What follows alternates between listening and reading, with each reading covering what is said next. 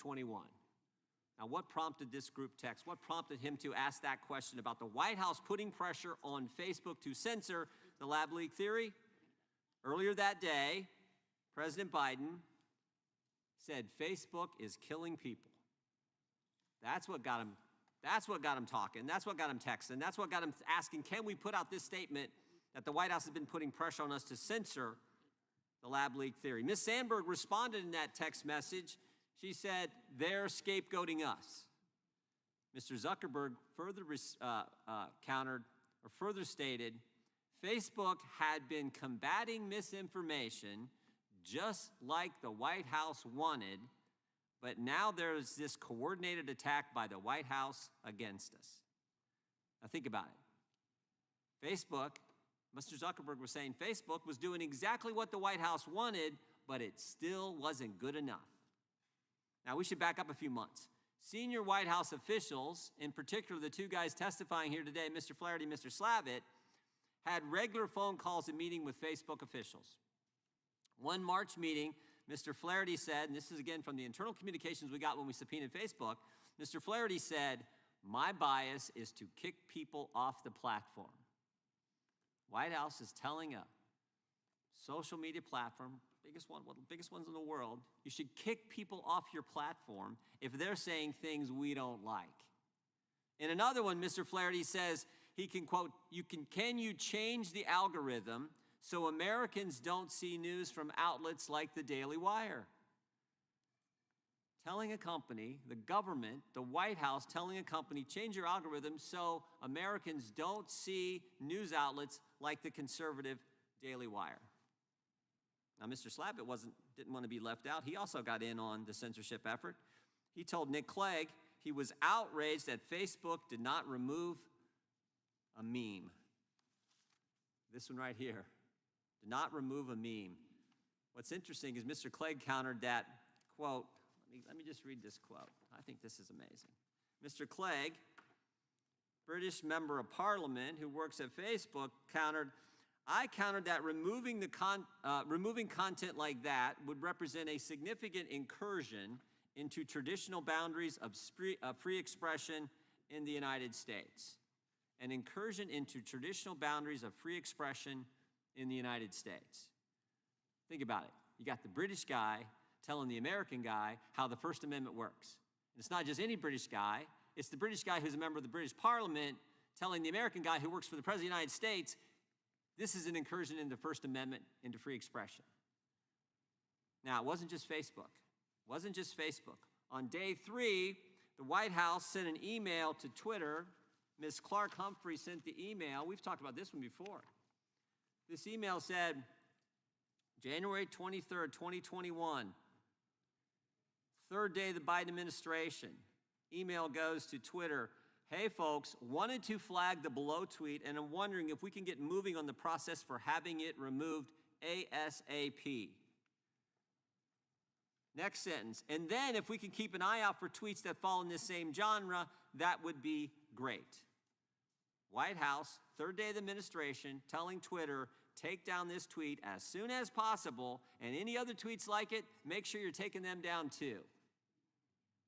That's probably censorship at its worst. And oh, by the way, the tweet was from Robert F. Kennedy Jr. Guy turned out to be the White House's opponent in the primary election. And all Robert F. Kennedy said is, Hank Aaron's tragic death is part of a wave of suspicious deaths among elderly closely following administration of COVID vaccines. He received the Moderna vaccine on January 5th to inspire other Black Americans to get the vaccine. 2 sentences, both true, and the White House is saying take it down as soon as possible from the guy who was going to run for the office they're in. So it wasn't just Facebook, it was Twitter, and they didn't stop there. YouTube as well. Let me just read another one. Again, all these are internal communications that we got, or communications we got from the social media companies, but this one sent to Mr. Flaherty. Hi, Rob. Our YouTube trust and safety team is working to finalize a new policy to remove content that could mislead people on the safety and efficacy of vaccines. We would like to preview our policy proposal for you and get any feedback you may have. preview our policy proposal, and get feedback. They're asking permission. It's gotten so bad. They're saying, hey, White House, is it okay if we do this? Will your censorship efforts allow us to have this kind of policy? Our other witness, Mr. Zwicky, he was censored by YouTube. Maybe you can blame the guys right beside you, Mr. Zwicky. They're the reason you got censored, probably. I mean, go figure. Now, here's the real kicker. The Biden White House didn't stop with social media companies. They censored books as well. So it was Facebook, it was Twitter, it was YouTube, and also Amazon. And this is from an internal Amazon communication where they say, I submitted a new do not promote class for anti-vax books. The impetus for this request is criticism from the Biden administration about books we're giving prominent placement to and should be handled urgently. So, it wasn't just social media, it was books. Books as well, this virtual book banning that they were involved in. And if you disagreed with them, your social media company, your book, your Amazon, you get censored, they come after you. Maybe the most important point, when you violate the First Amendment, public debate gets distorted. And when that happens, you get bad policy. You don't have the full debate. You don't hear. That's why we have the First Amendment. Some speech may be wrong, you may not like it, but more speech is the answer, not taking down speech. Policies get put in place when you censor and you restrict the First Amendment. Policies that kept Americans from going to church, from going to school, from going to work. Policies that forced Americans to choose between taking a vaccine or losing their job. All that happened, I think, in part because this effort, excuse me, to restrict the First Amendment and speech. And I guess maybe the final thing I would point out is, what does the Biden administration have up their sleeve in these last 6 months before the election? What are they going to try to censor now? We know the meetings have resumed. The Foreign Influence Task Force meetings with big tech, we know those have resumed. What are they up to now that's going to try to restrict speech and keep information, important information, from the American people? With that, I would yield to the ranking member for an opening statement. Thank you, and good morning to everyone that's with us today. While today is only our 9th hearing in this select committee, which I note opened with much fanfare from my colleagues on the right, it's the 6th hearing, like a Groundhog Day, for the same supposed weaponization of social media through the curious case of the so-called Twitter files, Facebook files, social media files, however we want to couch it. The idea that the FBI and the Biden administration have stopped social media companies from free speech. At first I thought, when I heard this at the beginning, it's just my poor colleagues doing the bidding of Elon Musk, who's no fan of American democracy or the great diversity of this country. Is that what's going on here? What's really up their sleeve? It eventually came to light, though, that this is about the continual projection that the Republicans engage in themselves. This is about them intimidating social media companies to stop engaging in reviewing and moderating content before the 2024 election. And it's working. Media, and particularly social media executives and professionals, have been targeted, harassed, intimidated by this committee and the many hordes that follow behind them on Twitter and other places. And they're afraid to do their job. They're afraid to speak up. They're afraid to do their work on those very same platforms. That's well done. Well done. And guess what? You know how we did this? We did this by spending $20 million. Yes, that's how much this committee has spent to have 9 hearings, 6 of which are repeat hearings. $20 million. My fiscally conservative, budget-conscious, don't grow the government coffers friends have spent $20 million to have 9 hearings, 6 of which are about the very same subject. Now, what's even more interesting is I love when people give you half a sentence and then don't respond with what the answer is. And they've been doing this repeatedly, and you're gonna hear this throughout this hearing. For example, that first, what was up on the board there, can we include that the White House put pressure on us to censor the lab leak theory? That looks like a question that he's asking his executives, Mark Zuckerberg. What about the answer? The answer was, I don't think that they put specific pressure on that theory. That's the answer. So the answer was no. But he doesn't want to show you that part because that doesn't help the argument that he's making. The other one that he did, where he says, that's a question. Luke, were you asking if there were threats like if you don't do what we want, a content moderation, we're going to sick Lena Khan on you or we're going to go after? And Nick, maybe you could answer just the subsequent question. The answer is, we were never sort of threatened with any. That's the answer. And you're gonna hear this repeatedly. That's the answer. They weren't threatened. They were informed, they were asked, they were questioned, things were pointed out to them, but the social media content people did what they wanted to do. That's how a private enterprise works. What's gonna happen now is, I'm gonna give you a preview of what's gonna happen in this hearing. Because I've been sitting in this chair for a while, and I think I kinda know the Groundhog Day and how it goes. Up at the top row, we're going to get a poster with a tweet supposedly demonstrating how a member got labeled by social media company as sharing potentially misinformation on COVID. That's gonna happen.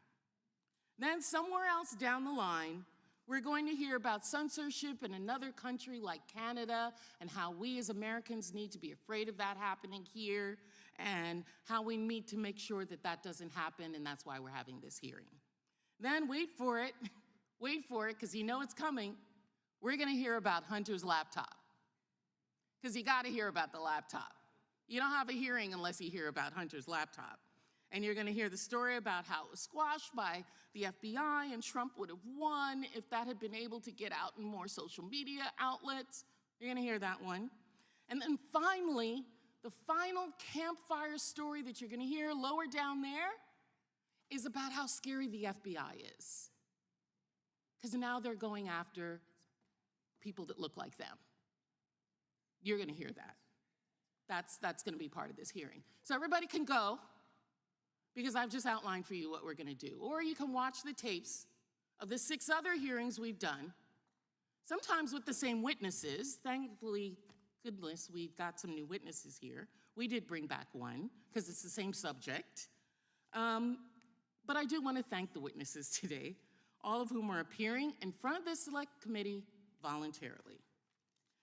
Then I'd also like to share with you all why we're hearing these witnesses, this twist on the social media spin that's important right now. Why this is so prescient, having this hearing with these witnesses. Republicans are holding this hearing today in a last-ditch effort to influence the Supreme Court opinion in the case of Murphy v. Missouri. That's what's going on right now. During oral arguments in March, 6 justices questioned Republicans' claim that the federal government interactions with social media companies are tantamount to censorship. The Supreme Court is presently working in their chambers, preparing and thinking and contemplating what that decision is going to be.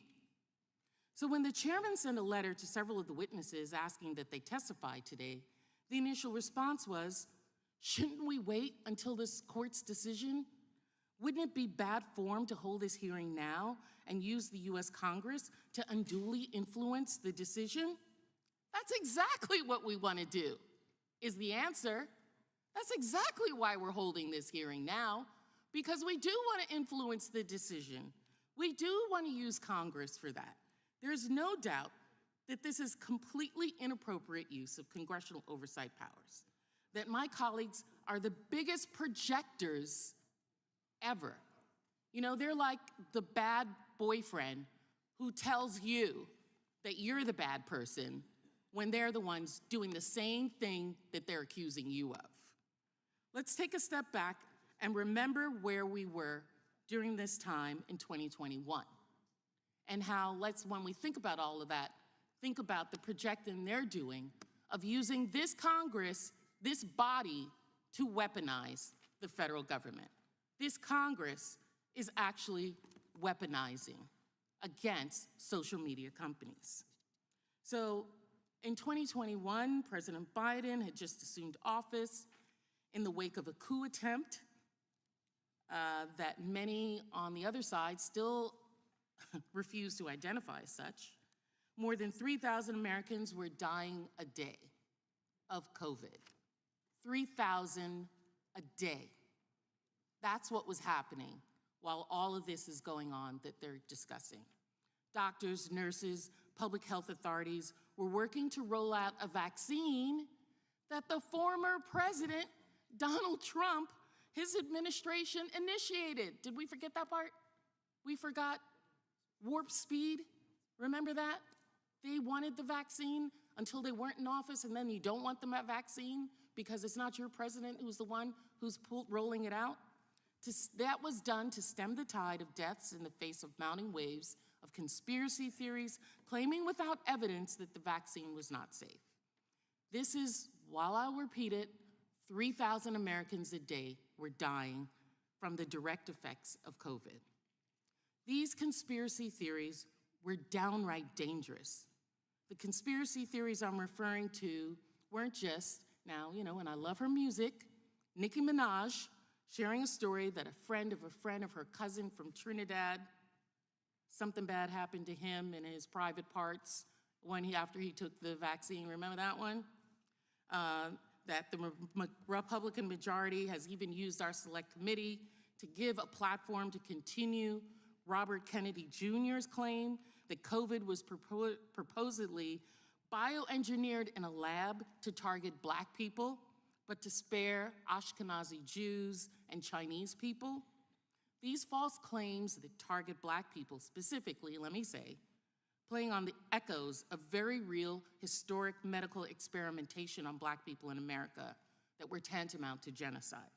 For those unfamiliar, I'm referring to a moment the Tuskegee studies that the federal government ran from 1932 to 1972 in Alabama, or the centuries of experimentation on Black women because it's believed that we have a higher pain tolerance to be able to endure such experimentation.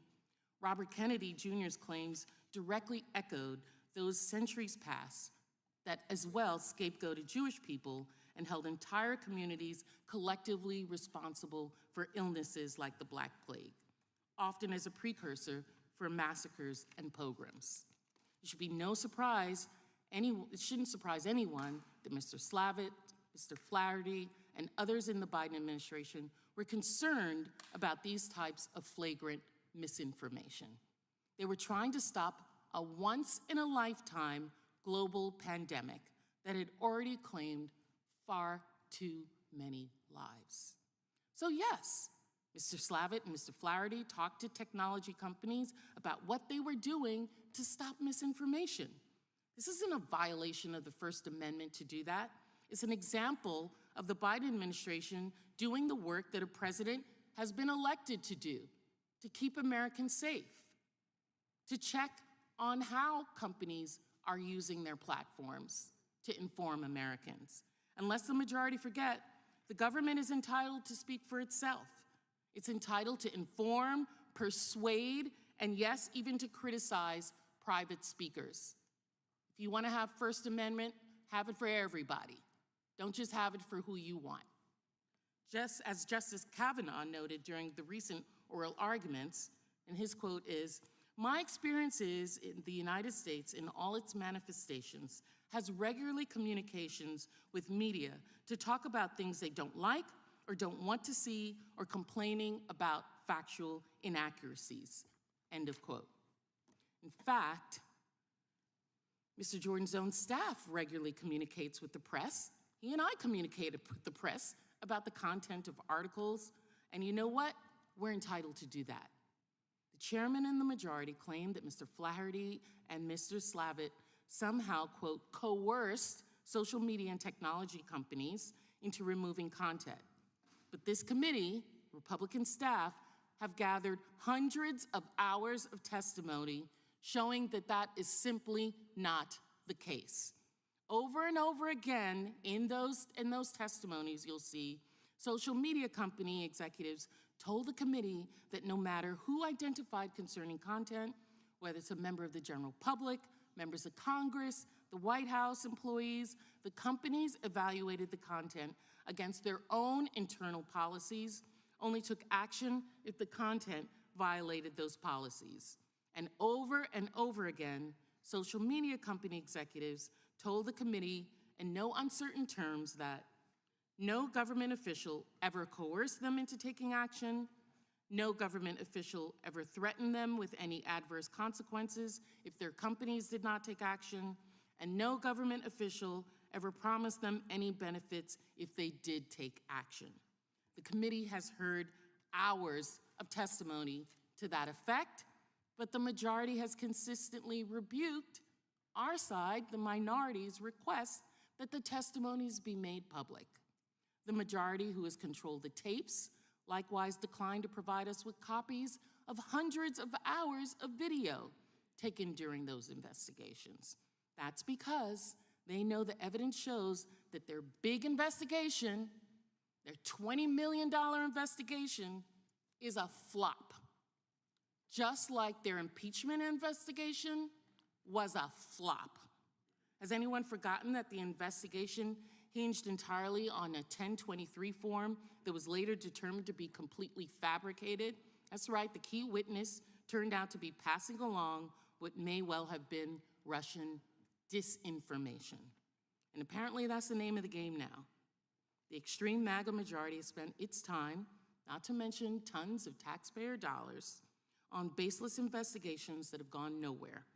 All of it in an effort to bully tech and media companies into turning a blind eye to right-wing extremist conspiracies that spread across their platforms, even when those theories violate very basic terms of service about deliberate disinformation and promoting violence. They haven't uncovered any quote-unquote weaponization in the federal government. If anything, it's the committee that has been weaponized for a 2024 election. It's no accident, as I said, that we're holding this hearing today as a Supreme Court opinion in Murphy versus Missouri, a case brought on by Republican State's Attorney General, vociferously supported by committee Republicans, so much so that they even have an amicus brief on it. We're having this hearing now. So I say, let's tell the whole truth. The hours of witness testimony showing that there is no there to Republican claims. So with that, I'm going to move to introduce into the record the transcript from the committee's May 16, 2023 interview with an employee of Meta Security Police Policy Division. I'd like to introduce into the record the transcript from a committee's June 20th, 2023 interview with Meta's Vice President for Public Policy, the transcript of the committee's June 21st, 2023 interview with Meta's Head of Security Policy, the transcript from the committee's July 25th, 2023 interview with Meta Misinformation Policy employee, the transcript from the committee's 2027, 2023 interview with Meta Trust and Safety Policy employee, the transcript from the committee's March 1st, 2024 interview with Meta's President of Global Affairs, the transcript of the committee's May 22nd, 2023 interview with Meta External Affairs Manager, the transcript from the committee's May 23rd, 2023 interview with the former federal partner manager at Meta, the transcript from the committee's May 31st, 2023 interview with Meta Programs and Partnership Team Lead, the transcript from the committee's June 14th, 2023 interview with the Meta Trust and Security Policy Manager. The transcript from the committee's June 27, 2023 interview with the former Public Policy Liaison at Meta. The transcript of the committee's September 19, 2023 interview with the Security Engineering Manager of Meta. The transcript from the committee's May 23, 2023 interview with the Director of Google's Trust and Safety Organization. The transcript of the committee's June 22, 2023 interview with Google Legal Division employee. The transcript from the committee's July 19, 2023 interview with the employee of Google's Privacy, Security, and Safety Division. The transcript from the committee's May 24, 2023 interview with Google Trust and Safety Analyst. The transcript from the committee's June 1, 2023 interview with a former Google search employee. The transcript of the committee's June 16, 2023 interview with YouTube employee who worked on external partnerships. Transcript from the committee's June 23, 2023 interview with Google's Government Affairs and Public Policy organizational employee. The transcript from the committee's June 26, 2023 interview with Google's Information Quality Strategy employee. The transcript from the committee's June 28, 2023 with a Google Legal Security employee. Transcript from the committee's April 10, 2024 interview with a former Google Global Affairs organizational employee. Transcript from the committee's April 25, 2024 interview with the former Public Policy Manager of YouTube. Transcript from the committee's November 1st, 2023 interview with the former head of Trust and Safety at Twitter. The transcript from the committee's April 16, 2024 interview with Amazon Public Policy and Community Engagement Division employee. The transcript of the committee's June 6, 2023 interview with the University of Washington Associate Professor Kate Starbird. The transcript from the committee's June 23rd interview with the founder and director of Stanford Internet Observatory at Stanford University, Alexander Stamos. The transcript from the committee's November 2nd, 2023 interview with the former employee for the Center for Internet Security. Object. Objection being raised. I would just say that we plan to release all these once we've talked to everyone we've interviewed and their counsel to make sure they're comfortable with it. When we get all that clear, we plan on releasing all that and the video as well. Chair now recognizes, without objection, we're not asking them to be released. We're asking them to be recorded. You can enter them into the record and not release them. And the gentleman objected to that. Without objection, all other opening statements will be included in the record. We now introduce today's witnesses. Appreciate you being here. Appreciate your patience for what was maybe the longest opening statement in human history. We will now start with Mr. Flaherty. Mr. Robert Flaherty, is a former assistant to the President and Director of Digital Strategy at the White House. Mr. Andrew Slavitt is former senior advisor for the Biden administration's COVID-19 response team. Professor Todd Zawicki is the George Mason University Foundation Professor of Law at the George Mason University Antonin Scalia School of Law. Professor Zawicki is also a research fellow at the Law and Economics Center. And Mr. Matthew Seligman is a non-resident fellow of the Constitutional Law Center at Stanford Law School. His research focuses on election law, constitutional law, federal courts, contracts, and private law theory. We welcome our witnesses and thank them for appearing today. We will begin by swearing you in. If you would please rise, raise your right hand. Do you swear or affirm under penalty of perjury that the testimony you're about to give is true and correct to the best of your knowledge, information, and belief, so help you God? Let the record show the witness has answered in the affirmative. Thank you. You may be seated. Please know that your written testimony will be entered into the record in its entirety. Accordingly, we ask that you summarize your testimony in 5 minutes. Mr. Flaherty, you may begin. Chairman Jordan, Ranking Member Plaskett, and members of the subcommittee, I'm Rob Flaherty, and from January 2021 to June 2023, I served as the director of the White House Office of Digital Strategy. I'm appearing here voluntarily in response to the subcommittee's request for testimony about my interactions with social media companies during my time in government. I'm glad to have this opportunity to explain my role in government and to correct some of the misunderstandings of my and my office's work. I'd like to take a moment to remind the subcommittee of the time and context in which those conversations took place. When the Biden administration began in January 2021, our nation was in the midst of a crisis unlike anything we'd previously experienced. Every week, over 100,000 Americans were being hospitalized and over 20,000 were dying. These numbers aren't just statistics. They're tragedies for millions of families. There were empty chairs at family tables, including my own. My wife's grandfather passed away from COVID on Thanksgiving Day 2020. When President Biden took office, he made clear that his administration's first and foremost task was to fight the pandemic and bring our economy back from the cliff. And that started with getting the country vaccinated. Those vaccines were a monumental achievement. Countless Americans worked day and night to save lives. It's a story of generational American ingenuity. Even though the vaccines were developed in the prior Republican administration by nonpartisan scientists and brought to market by an innovative partnership with the private sector, they somehow became politicized and controversial, and false information was proliferating on social media. Concerns about COVID misinformation did not begin with President Biden's administration. Facebook laid out their plans to, quote, stop the spread of misinformation in April of 2020. This was an issue that platforms claimed they had begun to tackle long before President Biden took office. In that context, I took over the Office of Digital Strategy, a communications arm of the White House. There's no shortage of films or TV shows that show White House communications staff interacting with print and broadcast media to encourage coverage of certain stories and to persuade the press that certain other stories are wrong, misguided, or would otherwise harm the public. Urging media to publish accurate information is nothing new. While social media is a relatively new medium, communications offices have long acted to ensure that media has the most accurate information available and corrects published information that is false or misleading. Social media companies make editorial decisions at the scale of hundreds of millions per second. They decide what content gets shown to whom and in what order. My office encouraged those companies to exercise that editorial discretion to avoid spreading inaccurate information, particularly related to the ongoing pandemic. To be sure, those companies are the ultimate decision makers about what goes on their platform. But that does not mean that communications staff cannot ask or even implore those companies to address misinformation on their platforms.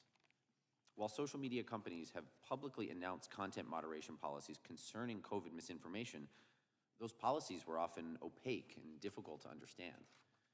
Furthermore, despite the platform's misinformation initiatives, social media was still awash in false and misleading claims about COVID and the vaccines when I entered government. I wanted to understand why. Because if I knew where misinformation was gaining traction, I could effectively focus our messaging on countering it. I'd hoped that social media companies would live up to their own rhetoric to alleviate, rather than aggravate, the dire public health challenges facing the nation. But public reporting made us doubt whether the platforms were doing what they claimed. For example, Facebook told me it was too soon to draw conclusions about vaccine hesitancy on its platform. But a few weeks later, the Washington Post published that Facebook had conducted, quote, a vast behind-the-scenes study of doubts expressed by US users on vaccines and found, among other things, that, quote, a small group of users appears to play a big role in pushing skepticism.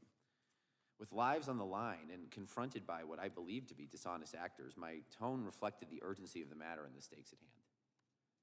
Although Facebook said its policy was to remove false information about vaccine efficacy, the platform was filled with posts falsely claiming the vaccines didn't work. I was deeply concerned that Facebook was exacerbating vaccine hesitancy while telling me they were working hard to address the problem. None of this is to say Facebook or any social media company must do as the White House asks. They don't.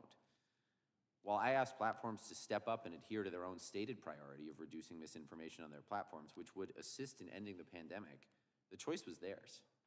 There were no threats, period. And while the social media companies turned down many of these requests, there were no consequences. Let me repeat that. There were no threats, and there were no consequences. For example, Twitter abandoned all of its prior policies related to COVID misinformation over a year and a half ago while I was still there. That decision was Twitter's to make, and I'm not aware of any adverse actions against Twitter in response to it. That's no surprise. My office never had or claimed any ability to require the platforms to act on misinformation. In closing, I recognize there are many issues around COVID misinformation on which reasonable minds can disagree. When my interactions with social media companies became at times acrimonious, it was not because they disagreed with my perspective.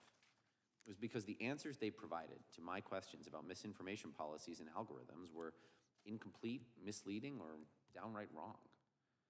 And in 2021, work related to the vaccine was too important to get wrong or unreasonably delay. Every day, more people were being hospitalized and dying of COVID.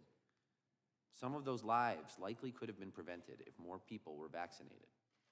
I'm proud of the administration's work to get people vaccinated and save lives. If you have questions about the interactions I had with social media companies during my time as the Director of Digital Strategy in the White House, I would be happy to answer them. Thank you, Mr. Flaherty. Mr. Slavitt, you're recognized for 5 minutes. Turn your mic on if you would, please. That would help.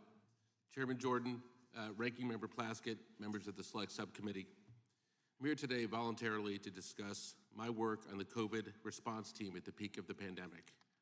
Let me introduce myself and provide a brief statement. I'm Andy Slavitt. Between January 21 and June 9, 2021, I served in the Biden administration as senior advisor to the COVID response team. I've worked in the healthcare industry since the early 1990s as an entrepreneur, a business leader, a regulator, administrator, a CEO, and as an investor. I was asked by the Biden administration to assist in the difficult operational work needed to end the pandemic as quickly and safely as possible. Those first few days on the job are cemented in my mind. When President Biden was inaugurated, over 4,000 Americans were dying that very day from COVID-19.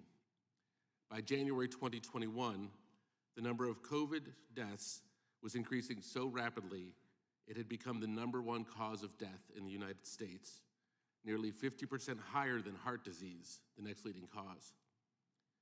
Thanks to the work of successive administrations, vaccines had recently become available.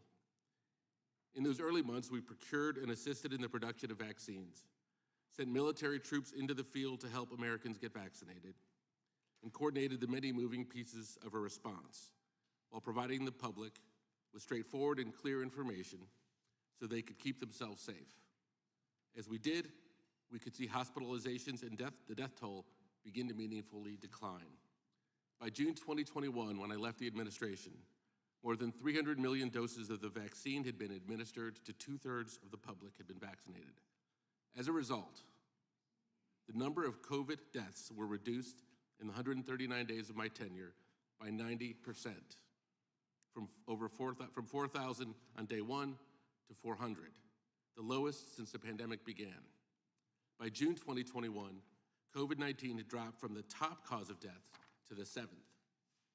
I understand that the Select Subcommittee is interested in the Biden administration's interactions with social media companies regarding their policies on content moderation and how such conversations comport with the vital American ideals enshrined in the First Amendment.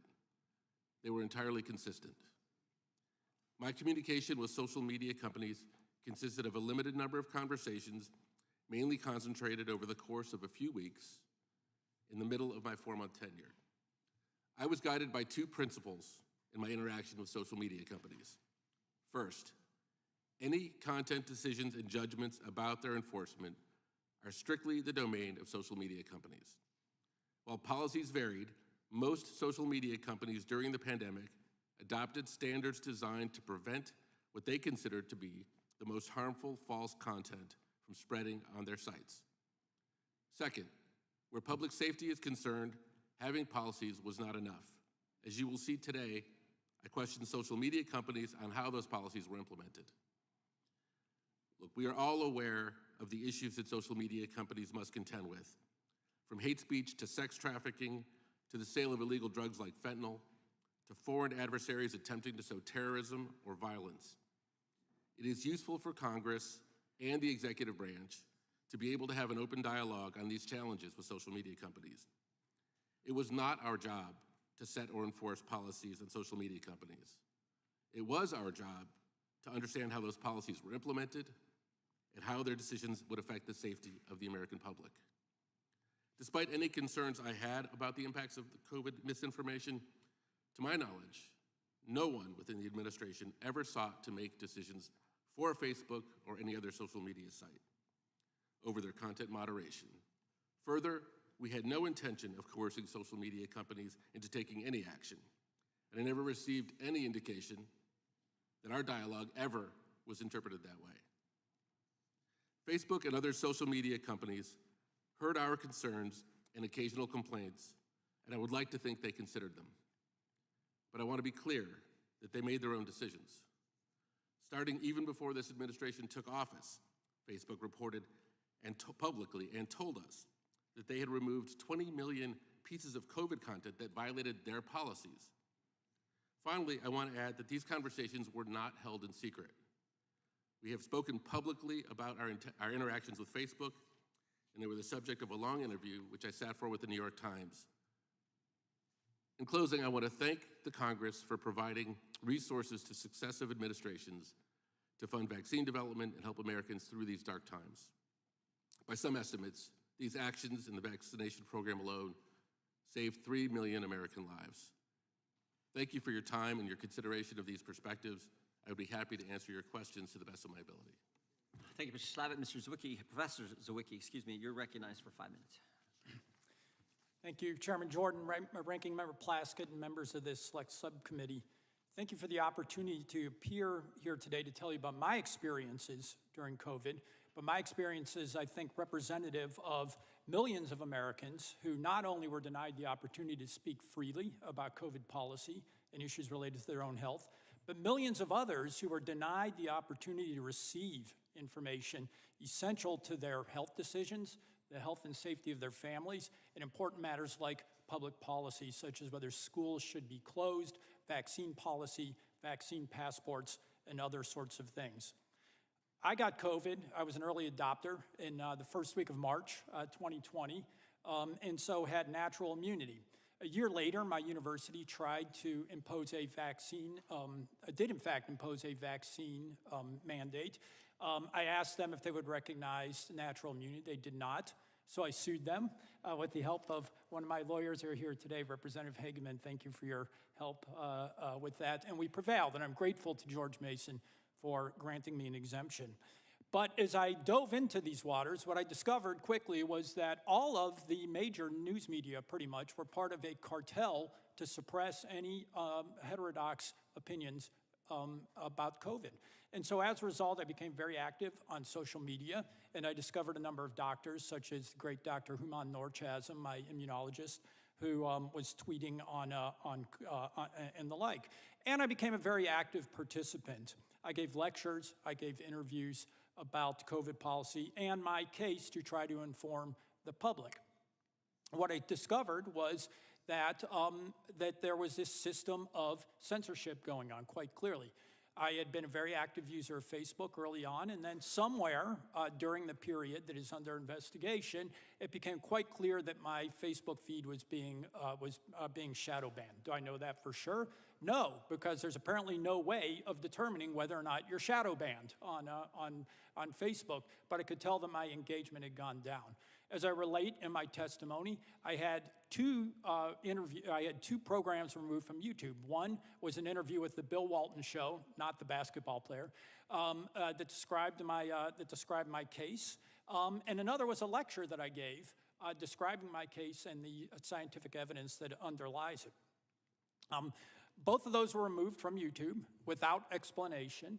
To this day, I don't know what supposedly the medical misinformation was, whether it was something I said or there was somebody else on that tape who said it. Now, for those who were laughing during the ranking member's opening statement, let me tell you, as an academic, as somebody who takes ideas seriously, being libeled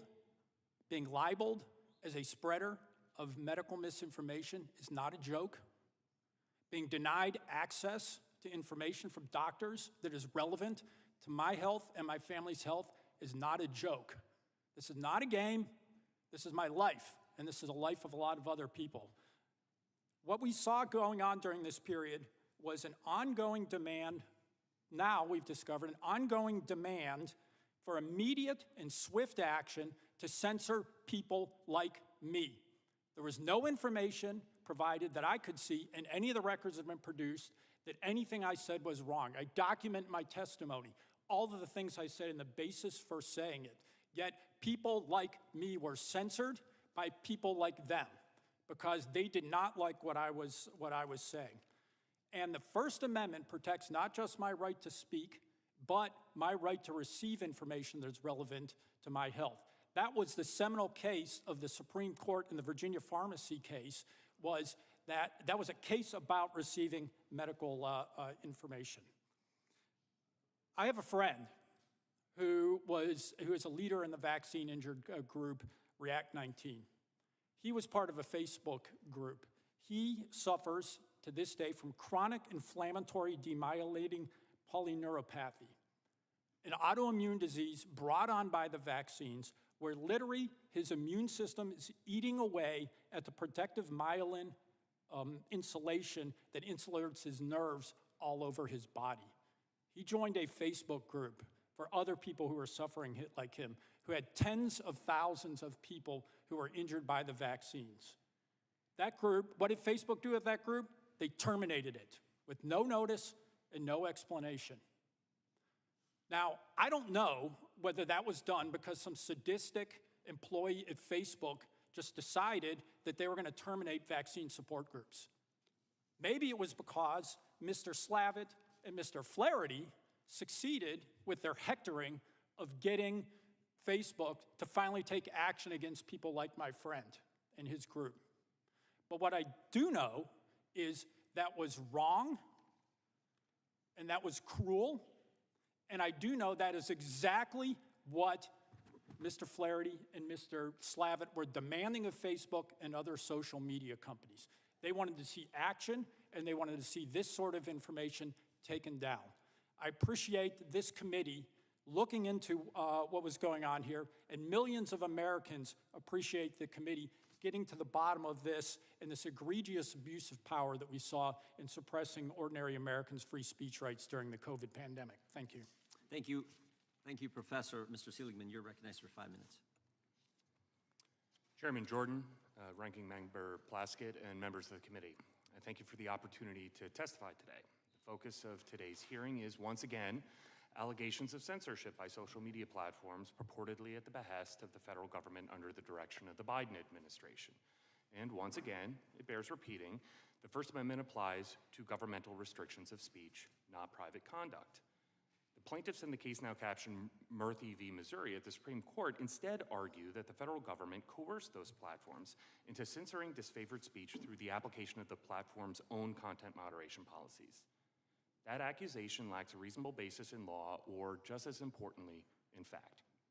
As I detail in my written testimony, the justices' statements at oral argument indicate that the court will recognize that the social media platforms' decisions to moderate content have always rested with the platforms themselves.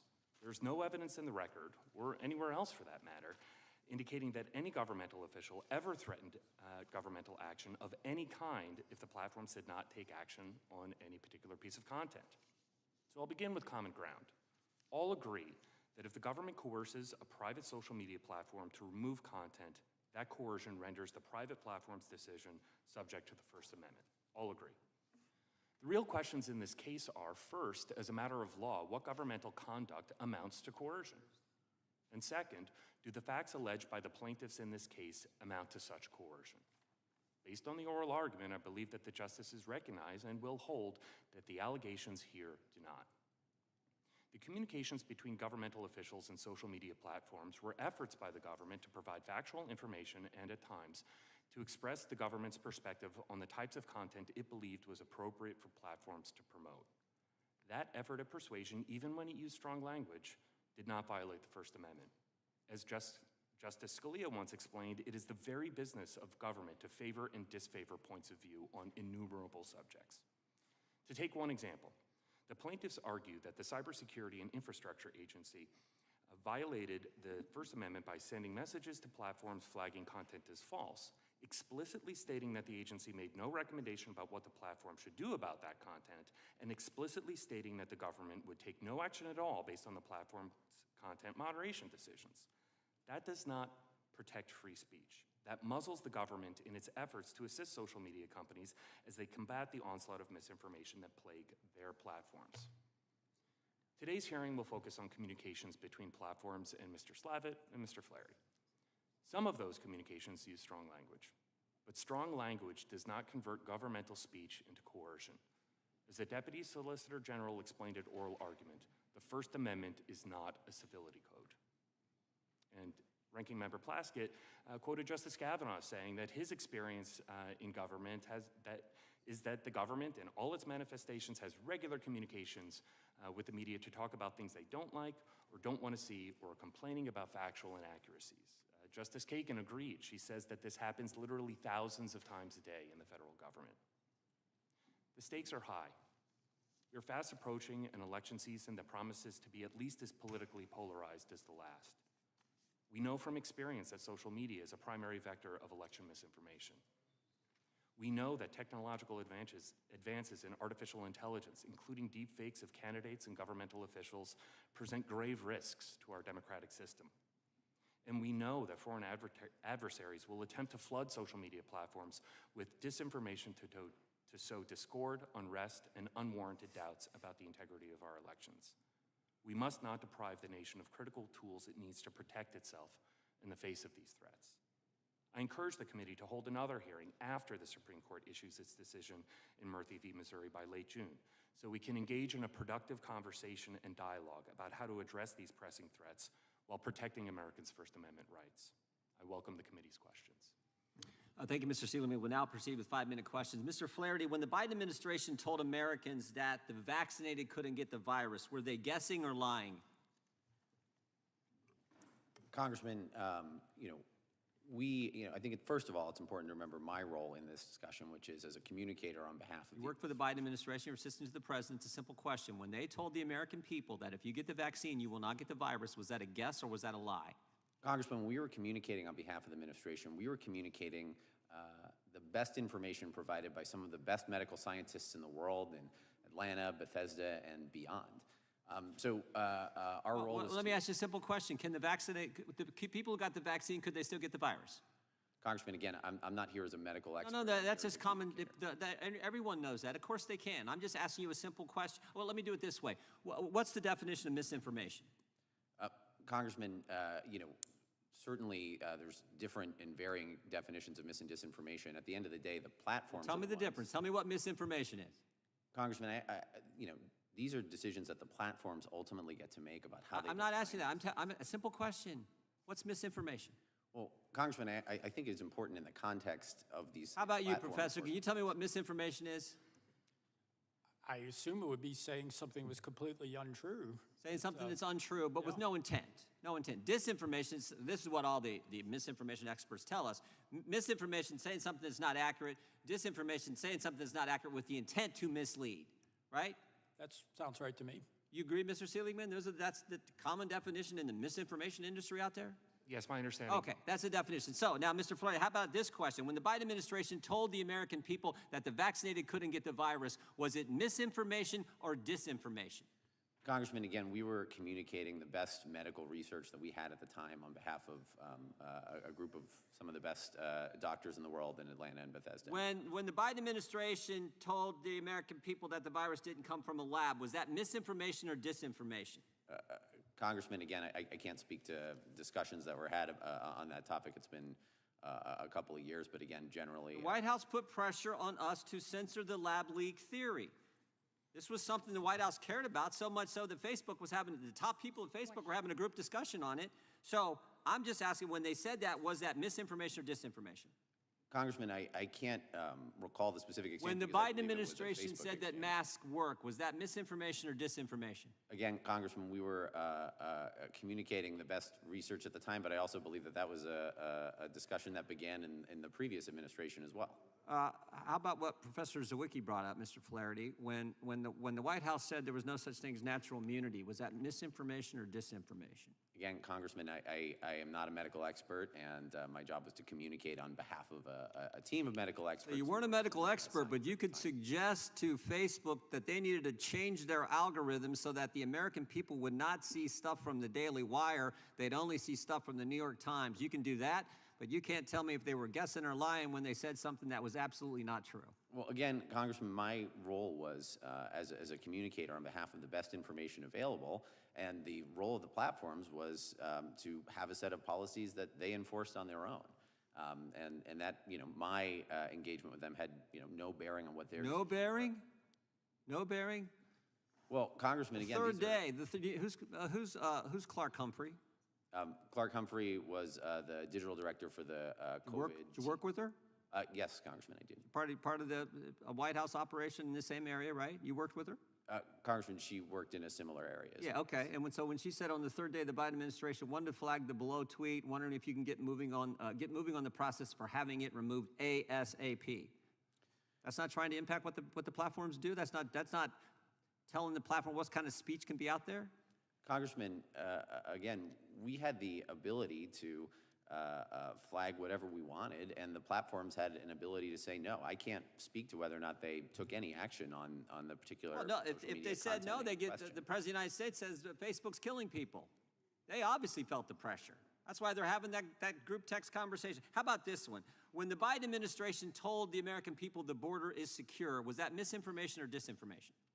Congressman, again, I'm here to discuss my engagements with social media platforms. I'm just asking. You were in the Biden administration when these kind of statements were being made. How about this one? When the Biden administration said the Inflation Reduction Act will actually reduce inflation, was that misinformation or disinformation? Congressman, again, I'm here to discuss my interactions with social media companies. Let me go back to the first question in the last 13 seconds. Any chance you'll answer one question for me?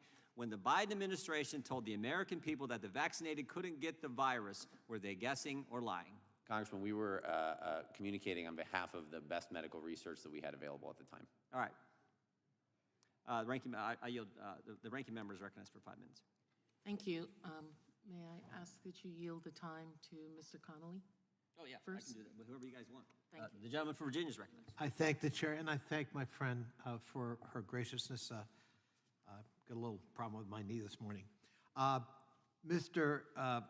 Flaherty, since you're in the hot seat, when the President of the United States, the previous president, suggested that perhaps the ingestion of bleach might cure COVID, was that misinformation or disinformation? Congressman, I can't speak. All right, got it. And when he suggested perhaps sources of light in certain orifices of the body might also work, was that misinformation or disinformation? I believe my understanding is that was medically inaccurate, yeah. And by the way, did that president get COVID? Congressman, I recall that he did. And did he get vaccinated? Congressman, I believe that he did. Yeah. Well, I seem to recall the chairman of this committee and I actually got vaccinated, I think I'm right, Mr. Jordan, on the same day.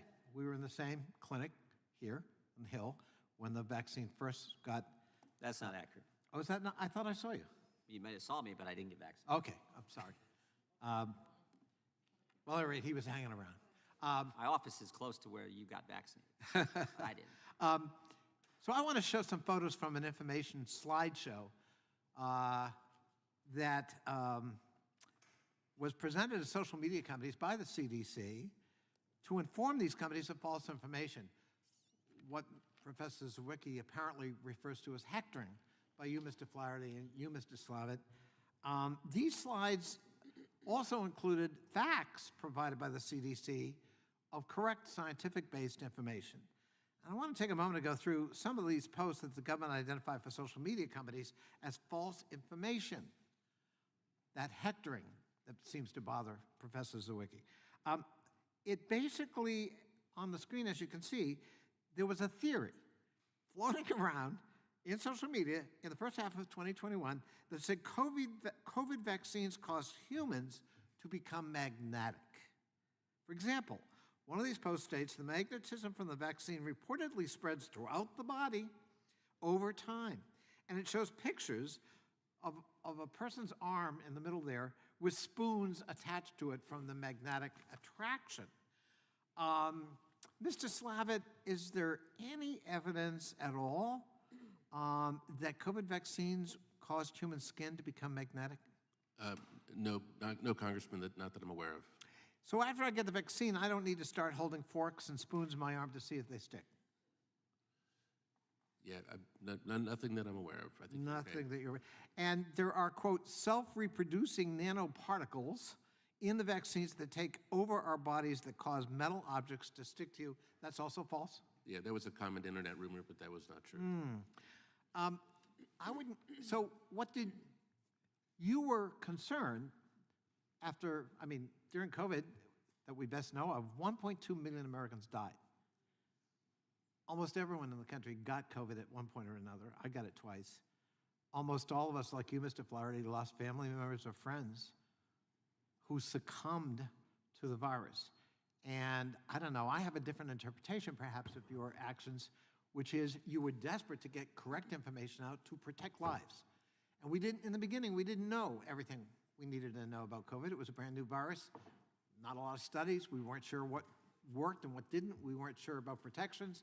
But that's hardly you engaged in a disinformation campaign, nor is it hardly you trying to crack down on the free expression of ideas that can jeopardize lives. Would that be a fair characterization, Mr. Flaherty, of your motivation? I think that would be a fair characterization, Congressman. If we can go to another photo real quick. This one says, the magnetic skin condition were emerging daily, and there were verified reports that whoever took the COVID vaccine was going to be magnetic. Mr. Slava, was this post accurate? I don't believe so.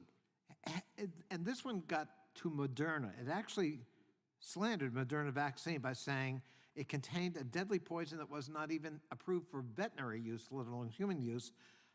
Many of us got the Moderna vaccine. Has it ever contained ingredients that are fatal or carcinogenic or that cause infertility or nerve, liver, or kidney damage that you know of? I don't believe so. I think that vaccine has been given hundreds of millions of times in the United States. Not aware of it. I just think it's important that when we use words like disinformation, misinformation, or hectoring of U.S. government officials who are trying to save lives, that we see the other side. There was a real problem. And people lost their lives because they believed that stuff. And it had no basis in scientific fact, and it jeopardized lives in the middle of a pandemic, the worst pandemic in over 100 years. I yield back. Gentleman's time expired. He yields back. Gentleman from Florida, Mr. Stube, is recognized. Thank you, Mr. Chairman. Mr. Slavitt, how can you honestly say, and I'm quoting from your testimony, and when you said it out loud, I about lost it. And I quote, "Further, we had no intention of coercing social media companies into taking action, and I never received any indication that our dialogue was ever interpreted that way." What exactly was your intent? Why all these emails? I mean, the chairman was just talking about vaccine misinformation that you guys were involved in. There's a litany list, and I'll go through all these Amazon emails. What was your intent if your intent wasn't to coerce? And in fact, Amazon themselves, in an internal document that we have on an email on March 12th, 2021 at 14:47, Friday at Ty Rogers, and the other ones are blacked out, feeling pressure from the White House. Are you a medical doctor? No. And you, Mr. Flaherty, testified that you're not a medical expert, right? That's correct. You're not a doctor. Any scientific training at all? That's correct. No. Ever engaged in advanced scientific research or vaccine development? Myself, no, I did not, but again, Did you, Mr. Slavitt? No. Okay. So, while serving as senior officials at the White House, both of you engage in lengthy and often hostile discussions with social media companies about your opinion of disinformation related to the pandemic. Despite your lack of what you just testified under oath of medical training or scientific research experience, you both sought to restrict the free flow of information and opinions you deemed as disinformation. Demanded that these online forums restrict the reach of your opinions you disfavored through changes to algorithms, internal content policies, and simply taking down posts in violation of Americans' First Amendment rights. Unfortunately, many of these social media companies caved to your pressure campaign. The American people today in this committee that you had no intent of coercing them. You absolutely did, and that was absolutely your intent, because what other reason would you waste all this time communicating with Amazon and Facebook and Twitter to get them to take down stuff? In fact, simple things like books. So you guys had a busy day on March 2nd in the White House. March 2nd, 2021, you guys were emailing fervently. So let's see. We'll start with you, Mr. Slavitt. You emailed from you to Zach Butterworth, Flattery, you were on the email, talking about a specific book, and this is just one of many examples that you flagged for Amazon. Anyone who tells you vaccines are safe and effective is lying. So here's the email that you sent on that date. After that, you guys started emailing Amazon, and then on the same day at 6:16 p.m., so the email started about 3 o'clock in the afternoon, and it's now 6:16 p.m., Mr. Flattery, then you're emailing Amazon saying, let's talk about what your policies are. We want to understand what lines are here. My colleague Orr can help find us a time. So that was on March 2nd, despite the fact that you don't want to coerce social media companies, even though you're under oath and that is what your testimony says. Then on March 12th, Amazon says in an internal email about the discussion in the phone call that you had, and I quote, this is on an email, 12 March 2021, 1447. Ty Rogers is on this, other people from Amazon, and it's an internal email that says, PP is feeling pressure from the White House task force on this issue as well as it relates to banning books. Then there's another internal email on April 20th. So just laying this out. March 2nd, you guys have a busy day identifying books that you want banned on Amazon. Then you have organized a call with Amazon on the 2nd later in the day. And then on the 12th, it looks like you had that call because then there's internal emails from Amazon about the pressure that they're receiving from the White House. And then just a month later, here's another email from Amazon, and I quote, this is Wednesday, April 20th, 2022. There may be parallels in the transgender book debates here. Even if we disclose that we have removed 1,500 books. So because of your coercion campaign, despite the fact under oath of your saying that you didn't intend to coerce them, they took 1,500 books off Amazon.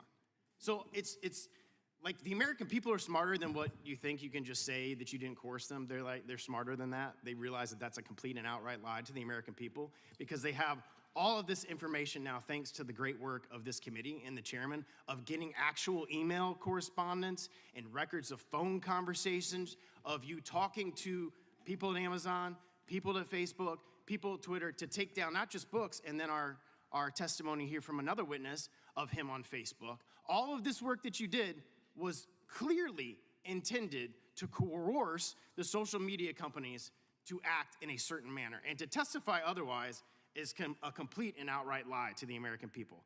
Here's another internal Amazon email. Is the Biden admin asking us to remove books, or are they more concerned about search results or order? That's an email between Amazon employees on March 9th, all during this kind of monthly time frame where all this was going on.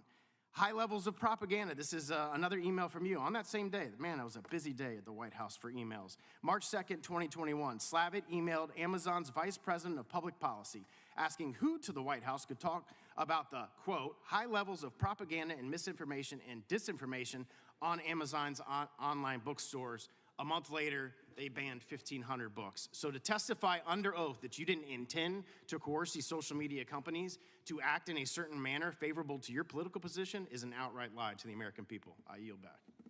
Gentleman yields back. Mr.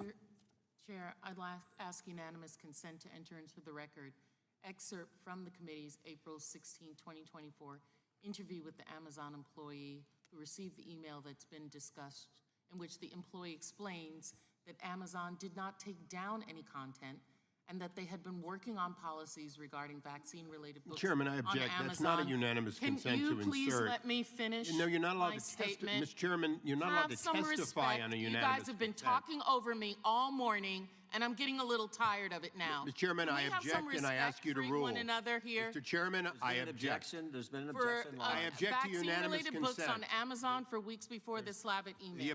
The unanimous consent is objected to.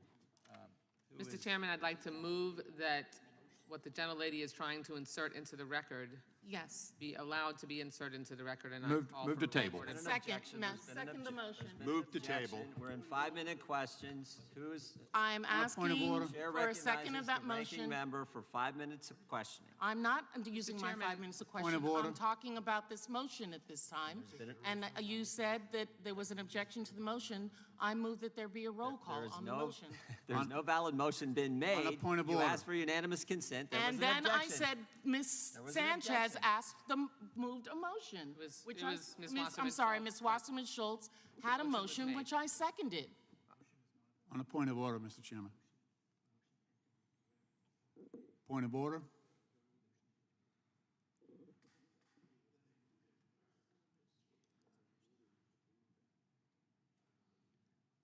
I did ask for unanimous consent, and when that was objected to, Ms. Wasserman Schultz made a motion, which I seconded. And the motion is to enter it into the record? Yes, Yes. it is. Okay. Gentlelady's made a motion. On Gentleman from on a Florida point moves of to order on table. the motion. There's been a motion to table. All those in favor of I the know, table but will sir, say aye. Mr. On a Chair, point of order. Aye. Those opposed, Mr. no. Chair, there is a point of order. You can been hold that request. outstanding for about 5 minutes now. An outstanding point of order that you as the chair need to Gentleman will say his address. point of order. Okay, so this hearing is That's set not a up- valid point of order.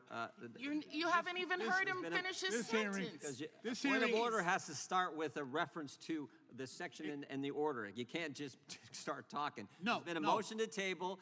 Mr. Chairman, The this question is Are on you the going to motion do to this? table. You're going to do this for the rest of this ridiculous. year? You're going to No, I'm not operate going to this do way that. I'm with going your to follow colleagues? the rules of the committee. You don't Motion to follow the table. the All rules those of the in committee when favor it's of your tabling the colleagues motion over from the there. gentlelady So from you're going to from treat us Florida this will say way? aye. Is that how we're Aye. going to do this? Those opposed? Is that how we're going to do No. this for the rest of the year?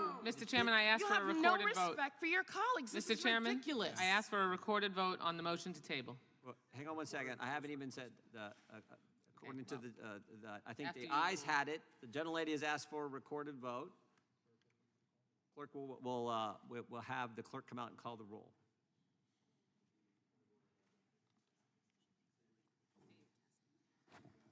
Mr. Jordan. And are you going to address the point of order that's still outstanding? There's a vote been called, right? Yes. So if we're gonna operate, Vote is on the motion to table. Right. Mr. Jordan. Mr. Jordan votes yes. Mr. Issa. Mr. Issa votes aye. Mr. Massey. Ms. Stefanik. Mr. Gates. Mr. Gates votes aye. Mr. Armstrong.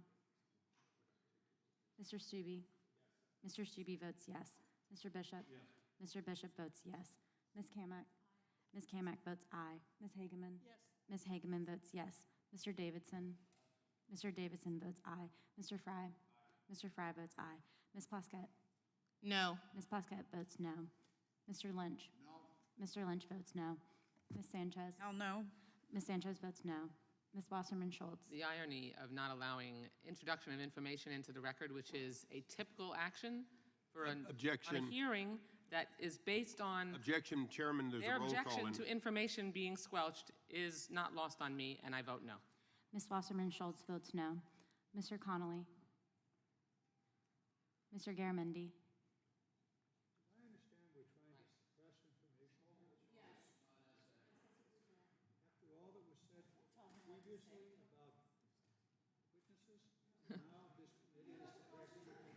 Turn your mic on.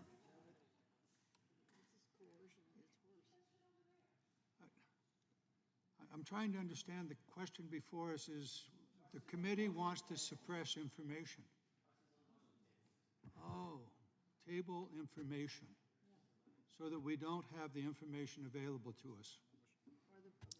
Or the public, and we've gone round and round berating. the Gentlemen, wish to be about recorded on the vote or not? I'm at a loss to understand, Mr. Chairman, what in the world you're doing. No, it's a Mr. yes or Chairman. no question. It seems like you're at the loss to know what you're supposed to do here. It's a vote, yes or no? Oh, in other words, to be obedient to you. No, yes or no? You can vote either way you want. Mr. Well, I Chairman, think it's I'll vote no. a dilatory tactic, and the roll call should continue. The clerk should be instructed to continue calling the roll if the gentleman doesn't wish to record. Ms. Garcia. Oh, once again, suppressing information. No, we're just waiting for an answer. If you won't give it to us, we're going to move on. Procedure. Ms. Garcia. Garamendi votes no. Mr. Garamendi votes no. Ms. Garcia. Well, I talk about coercion. I vote no. Ms. Garcia votes no. Mr. Goldman. No. Mr. Goldman votes no. Ms. Crockett. No. Ms. Crockett votes no. Mr. Armstrong. Yes. Mr. Armstrong votes yes.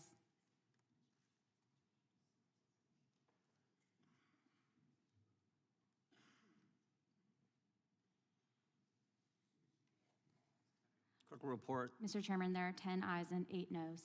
Motion is table. The chair now recognizes for 5 minutes of questioning the gentleman from Massachusetts. Thank you, Mr. Chairman.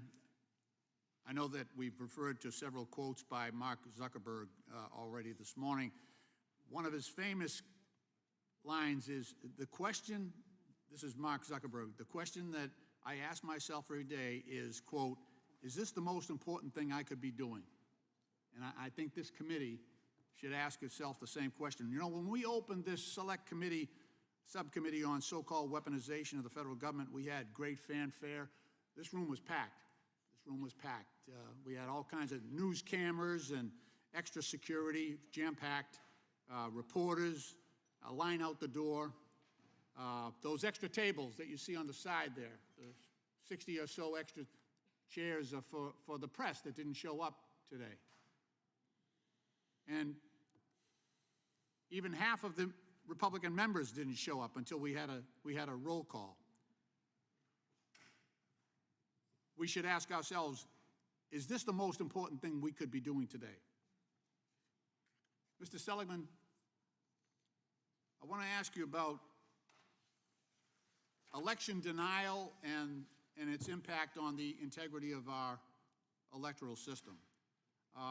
What is the impact of President Trump and Chairman Jordan's lies that the election was stolen? What is the impact of that on the integrity of our electoral process? Well, there have been pervasive impacts, the most dramatic of which, obviously, were the tragic events of January 6, 2021, but the impacts have persisted. One of the things that I'm most worried about is that election workers throughout the country have been subject to threats and intimidation.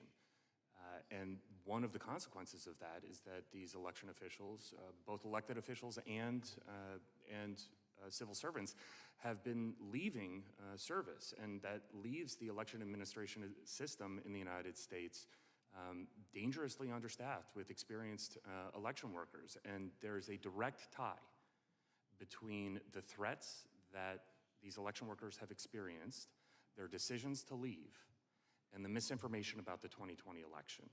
There's a direct link there. So we had more than 60 state and federal lawsuits brought by President Trump and Rudy Giuliani and other associates, which all failed. All of those cases failed, primarily because they lacked evidence. From the state court to the Supreme Court, judges from across the political spectrum have reviewed those rigged election claims made by Chairman Jordan and made by Donald Trump and outright rejected those. In one opinion, a Trump-appointed federal judge, Stefanos Bibas, wrote, quote, "Calling an election unfair does not make it so. Charges require specific allegations and then evidence, and we have neither here," and close quote.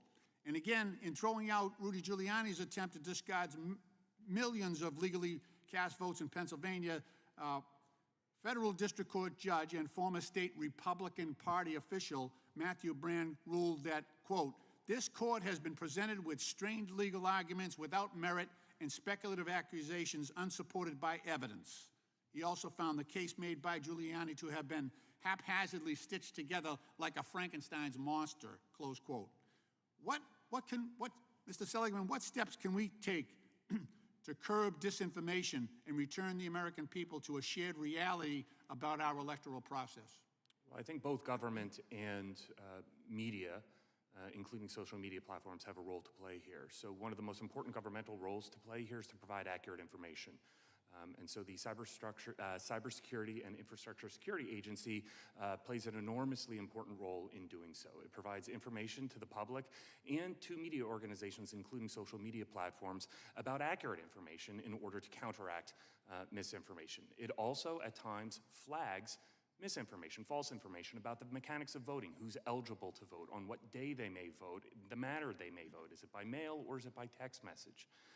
And so this is a governmental function that is indisputably consistent with the First Amendment and is critically important to the integrity of our elections. Now, the private sector also has an important I need to reclaim my time, sir. I'm sorry. Thank you. Thank you for your answer. Mr. Chairman, we have 38 transcripts of witnesses that have been hauled before this committee and had to testify under oath in response to claims of censorship of the media. I moved to have these 38 transcripts placed on the record. Whether or not they are disclosed or made available to the public is another question for the committee, but I ask that these 38 transcripts be admitted into the record. Move to table. A motion to table the motion made by the gentleman from Massachusetts. All those in favor of the tabling motion will say aye. Aye. Those opposed, no. No. In opinion of the chair, the ayes have it. Mr. Chairman, I ask for a recorded vote. Recorded vote being requested. The clerk will call the roll. This is outrageous. We're not able to put anything into the record now? Are you kidding me? Mr. Jordan? Yes. Mr. Jordan votes yes. Mr. Issa? Yes. Mr. Issa votes yes. Mr. Massey? Yes. Mr. Massey votes yes. Ms. Stefanik? Mr. Gates? Mr. Armstrong? Mr. Stube? Mr. Bishop? Mr. Bishop votes yes. Ms. Kamick? Ms. Kamick votes aye. Ms. Hageman? Yes. Ms. Hageman votes yes. Mr. Davidson? Mr. Davidson votes aye. Mr. Fry? Aye. Mr. Fry votes aye. Ms. Plaskett? Talk about censorship. No. Ms. Plaskett votes no. Mr. Lynch? This is a hearing of censorship by the media. These transcripts are transcripts of media officials who will haul before the committee. Question. I vote no. Mr. Lynch votes no. Ms. Sanchez? If you're not afraid of what's in the transcripts, I don't understand why they can't be entered into the record, and my vote is no. Ms. Sanchez votes no. Ms. Wasserman Schultz? 20 years of committee hearings in Congress, I've never seen a denial of being allowed to insert information into the record, ever. Mr. Chairman, you have to fix this. This cannot be how we proceed going forward, and I vote no. Ms. Wasserman Schultz votes no. Mr. Connolly? Mr. Garamendi? Why are we censoring the information? We're not. We will release the transcripts when we've talked to the person who was deposed, and when we've talked with their counsel and they're comfortable with the transcripts, we plan on releasing them all. The transcripts have been available since last April, Mr. Chairman. Last April. It's been over a year. We're working on that. The question is to Mr. Garamendi, how does he vote on the motion to table? No. Mr. Garamendi votes no. Ms. Garcia? No. Ms. Garcia votes no. Mr. Goldman? Speech is free as long as I agree. No. Mr. Goldman votes no. Ms. Crockett? That was poetic. No. Ms. Crockett votes no. Mr. Gates votes aye. Mr. Armstrong votes yes.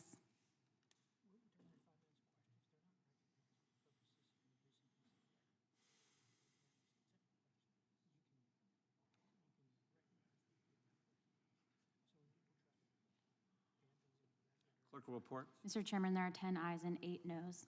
The motion is tabled. Mr. Chairman, I would ask unanimous consent that items asked for... Object. Object. I'm asking unanimous consent. Objection has already been made. I have to get to you knowing what it is before you... We don't get to explain what we're That the asking. material previously asked for by unanimous consent, to the extent that it does not violate the rules of the committee, be admitted. If you want to object to your own information being put in, go ahead. Is there an objection? It's the committee's information, it's not our own. Conditions. We don't want to admit it with conditions. And who determines The Democrats that? have objected to the unanimous consent request, so now recognize the gentleman from California for 5 minutes of question. Thank you, Mr. Chairman. I share with my gentlelady on the other side of the aisle. I have never seen a unanimous consent for appropriate outside information to be objected to, and I don't believe it was here today. You're the one that made the objection. I made the objection did for it yourself. material previously not released, which is pursuant to the committee to be released by agreement with the chairman. Having said that, I came here for a hearing. Mr. Flaherty, where did you work during your time in the administration? Congressman, sorry, can you What clarify? building? For a portion, I was in the EEOB, and for a portion, I was in the West Wing. You were in the White House for your entire time. The EEOB is considered the White House, correct? Yes, sorry, I apologize. Mr. Slavitt, same thing there? You worked in the White House? Yes. Okay. When you had conversations with YouTube or with Facebook, did they believe they were talking to somebody in the White House? Congressman, my understanding would be that they would understand the You'd say you're calling from the White House, you're calling on behalf of the president, that's the role that each of you had. Mr. Zawinski, would you agree that when you say you're calling from the White House, that is inherently a statement of amazingly high power? Any doubt about that? I have no doubt about that. When you're a few feet from, as Mr. Flaherty was, a few feet from the Oval Office, are you a few feet away from literally the center of power of the world? Yes, I would say so. So when Mr. Seligman said, the court's going to rule, he was saying because you'd failed to show potentially a level of intimidation or use of power. Is that correct? That's somewhat what he was referring to when the court's comments. Yes, that seems to have been the thrust of his Well, comments. so for our audience here today, the world, is there any question you say that you're calling from the White House, that you're calling from a place of immense power, whether you're a doctor, you know anything about vaccines or not, but you're questioning whether a publicly traded company should be doing what it's doing, that there is inherently a level of potential coercion? I cannot imagine a single American other than people sitting at this table or taking their side who would not recognize what it means to get a call from the White House. Mr. Flaherty, in my time, I've gotten a couple of calls, from the White House, and it generally causes me to panic, even if it's my own party. I've gotten calls where someone recognizes they're from the FBI, and it causes me to begin moving every possible scenario before I find out what it's all about. Did you have any doubt that you were speaking with a level of authority when you made suggestions or questioned things? Congressman, I can't speak to how. Oh, come on. You're a smart guy. You said you were from the White House. You're speaking on behalf of the administration. Did you have any doubt that what you said might be seen as more than a passing suggestion? Well, Congressman, first of all, the White House definitely has a vested interest in public health and the health Okay, well, let me ask it a different way. When YouTube offers to change their policy and ultimately does change their policy, did you see a cause and effect that you might have had something to do with an entity literally changing how it stifles what gets on to its platform?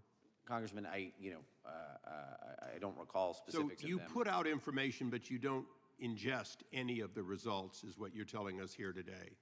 Congressman, I can't recall a specific policy change. Okay, you don't recall, that's fine. Mr. Slavic, I'm going to ask you substantially the same thing. You were calling from the White House. You were calling from the most powerful place pretty much on earth. Did it ever occur to you that a benign suggestion might in fact look like an order that could lead to huge ramifications? It at least crossed your mind that you had to tread softly? Yeah, Mr. Congressman, I did expect that they would take my call. I did not expect that they would do anything they didn't agree with, and particularly in the course of a pandemic, I hoped that they would take my call seriously since we were talking about a serious matter. Okay, and I just want to follow up on one thing the chairman got to. He asked it one way, I'll ask it another way.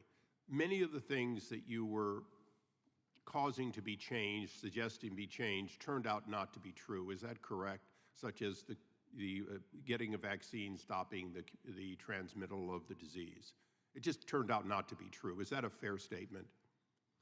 If what you're suggesting is that the facts changed on the ground quite frequently during COVID, I would agree with that. The facts never changed. The understanding of what the truth was changed.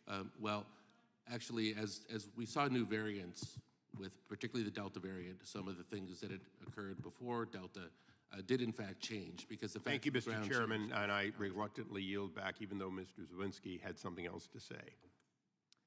The gentleman yields back. The gentleman from California is recognized. Thank you. You know, it's kind of ironic. Oh, I'm sorry, Mr. Garamendi. I'll go to California, whoever you want, but I was told the gentleman from California. Thank you, Mr. Chairman. If my colleague from California would like to go first. Okay. I guess I'm perplexed. I have a line of questions for Mr. Siegelman, but before I get there, my understanding is that the committee staff did a series of interviews under oath with witnesses, 25 witnesses from the various media companies that are being discussed here today.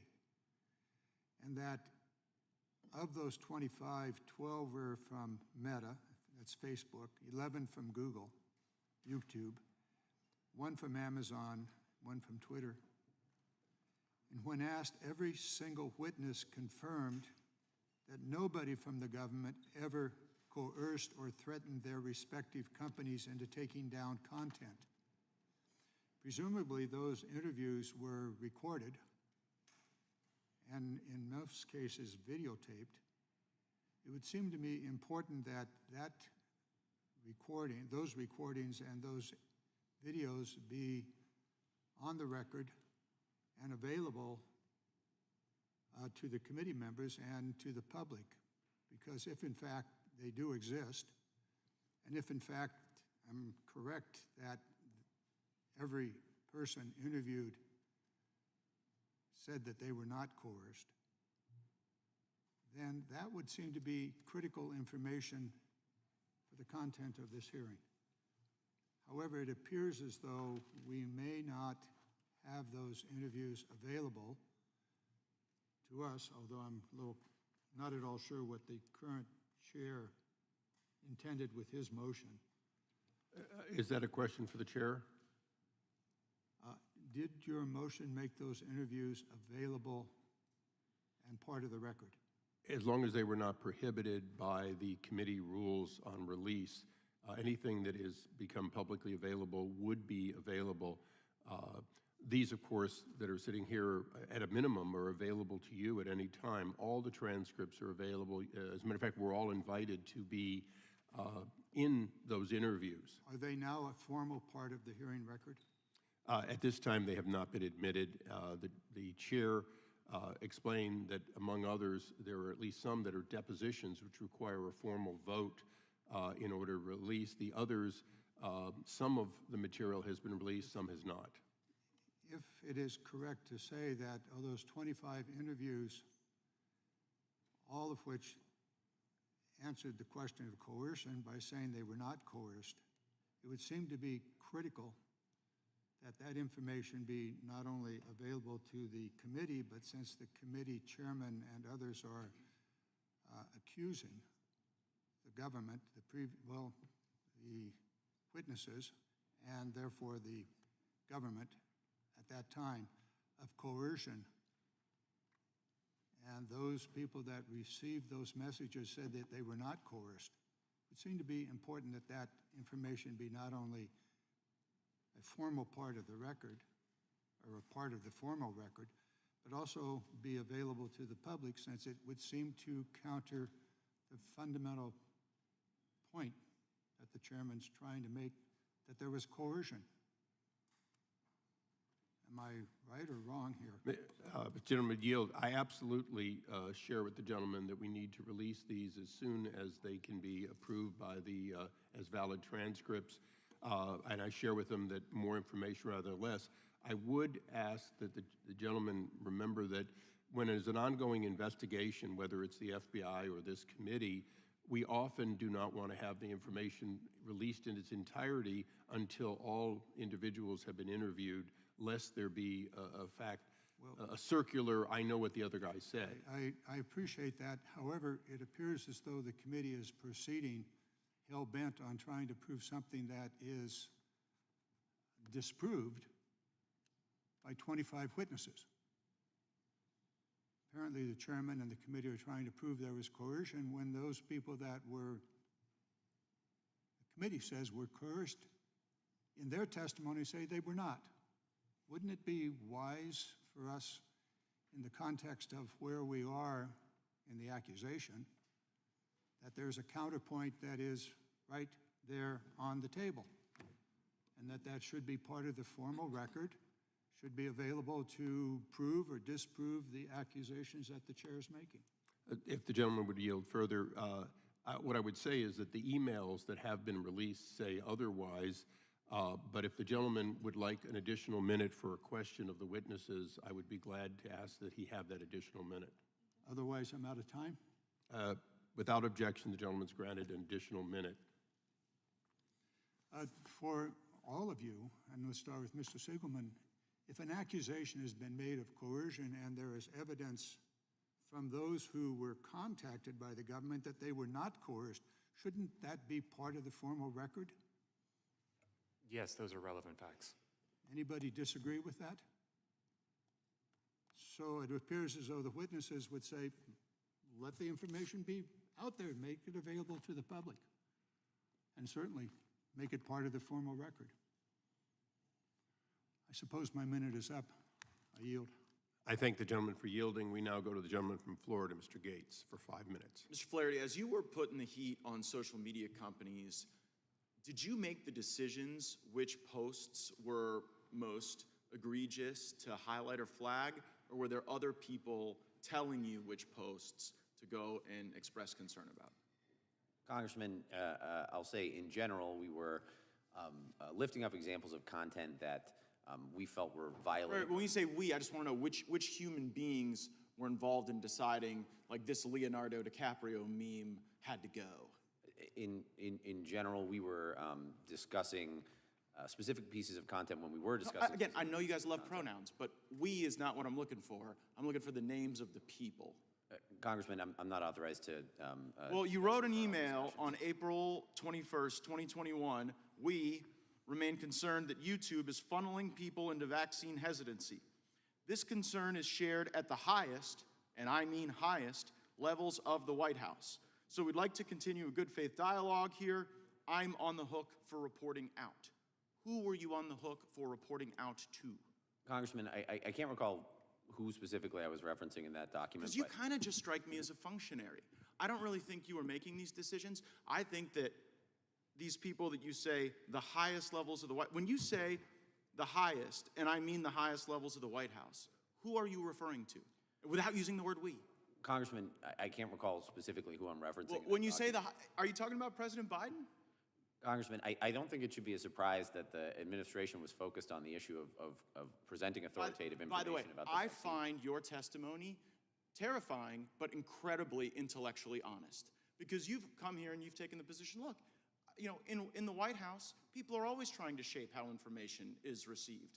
They do it with the New York Times, you've seen it on the West Wing, and I think a lot of Americans see a distinction between powerful White House officials trying to shape a news story in the Washington Post and then trying to shape what all of America and the world can see in the digital information space. But you say there's no distinction there, and I think that's honest. It scares the hell out of me, but that seems to be your testimony, right? Congressman, these platforms are making hundreds of millions of algorithmic editorial decisions a second. And those algorithmic decisions— I get it. I just don't want the White House participating in them. I get that to have social media companies, there are all these decisions that get made about what content rises and falls. What we have a problem with is when the United States government is putting their thumb on the scale. Now, you said there were no threats and there were no consequences. Was there pressure?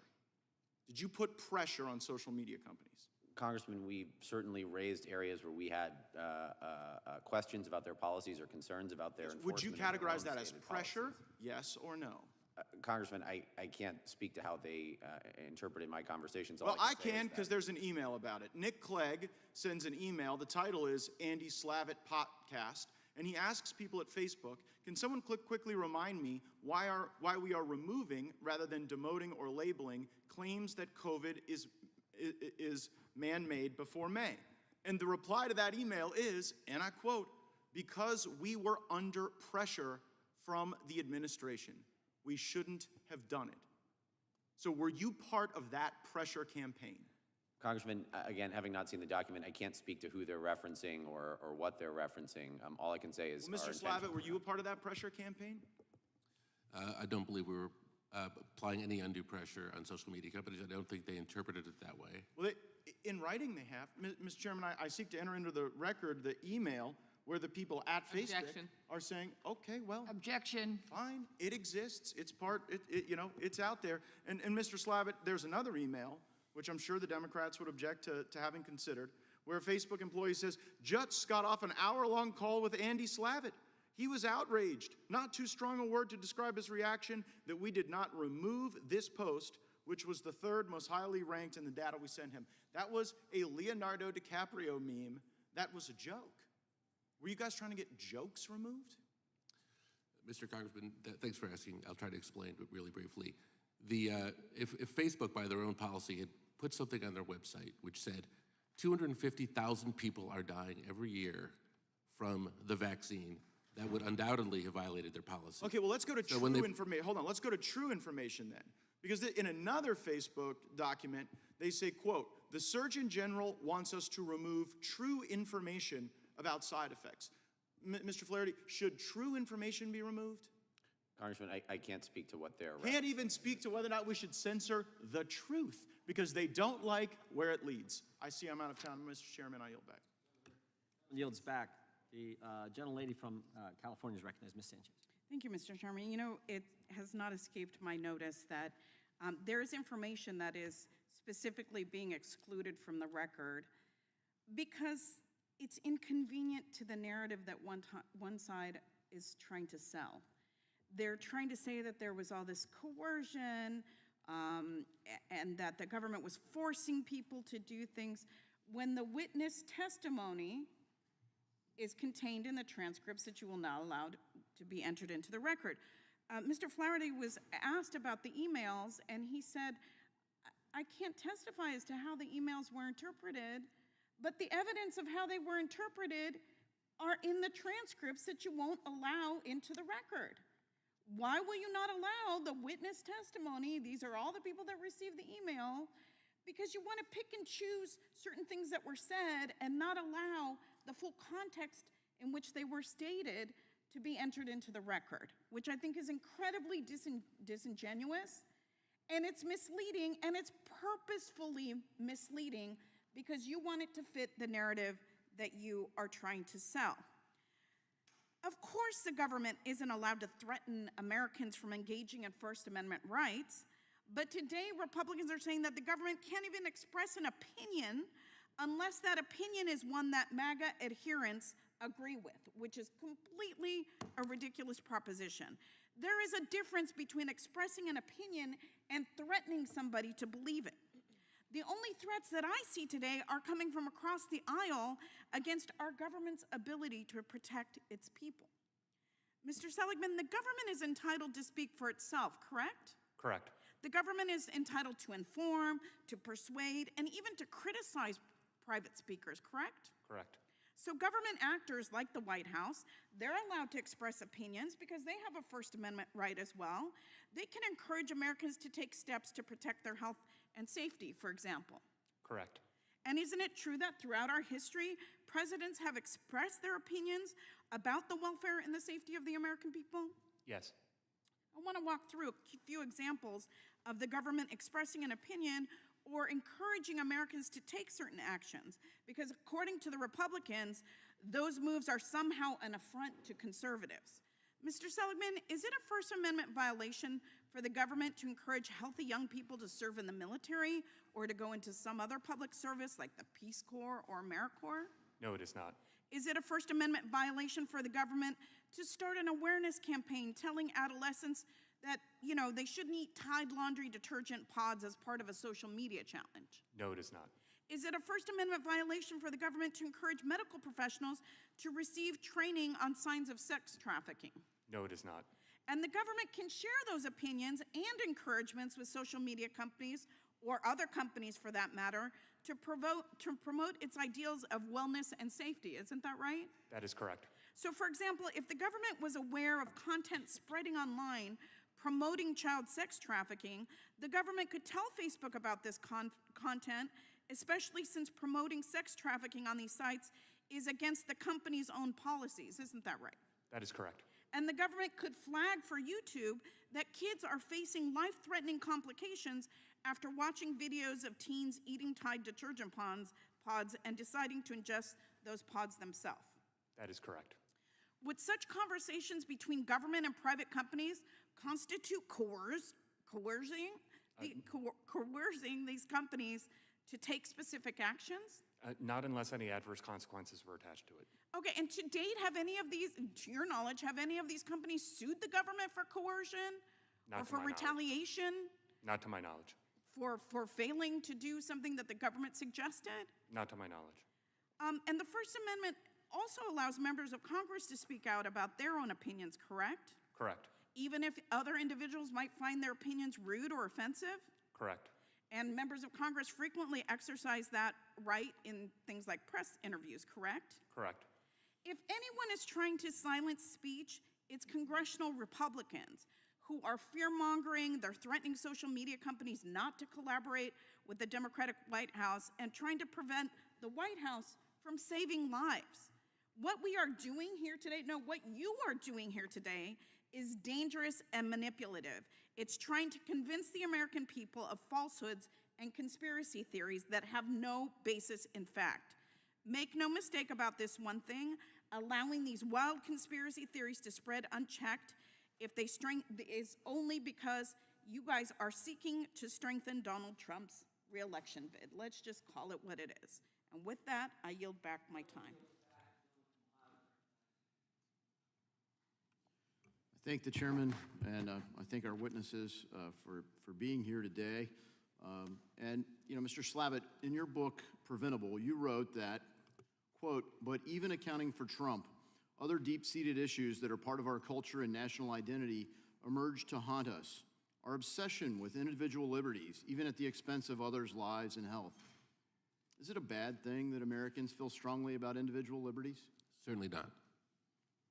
How then did individual liberties become a barrier to, what are you talking about there? I didn't suggest that they're a barrier. What's the trade-off there? You feel like that some liberties should be curtailed? I feel like, first of all, what I wrote as a private citizen, I want to emphasize, I think that it's important to have dialogues about all these issues, and I think that's what we were attempting to do with social media companies. You were actively curtailing liberties, No, which is what you were doing. No, I don't believe Are you proud of the work that you did? Certainly. Yes. Why? What did you accomplish? Well, by most estimations, 3 million American lives were saved, not just by my work, but by the work of 2 administrations, a bunch of scientists, the military. And that was because you exerted influence to be able to get what you believe saved those lives out. Because the country pulled together, I think, in quite a pretty responsible way during a pretty tough time. No remorse, no regrets over asking social medias to censor Americans? I'm self-critical, but I never asked social media companies to censor anything.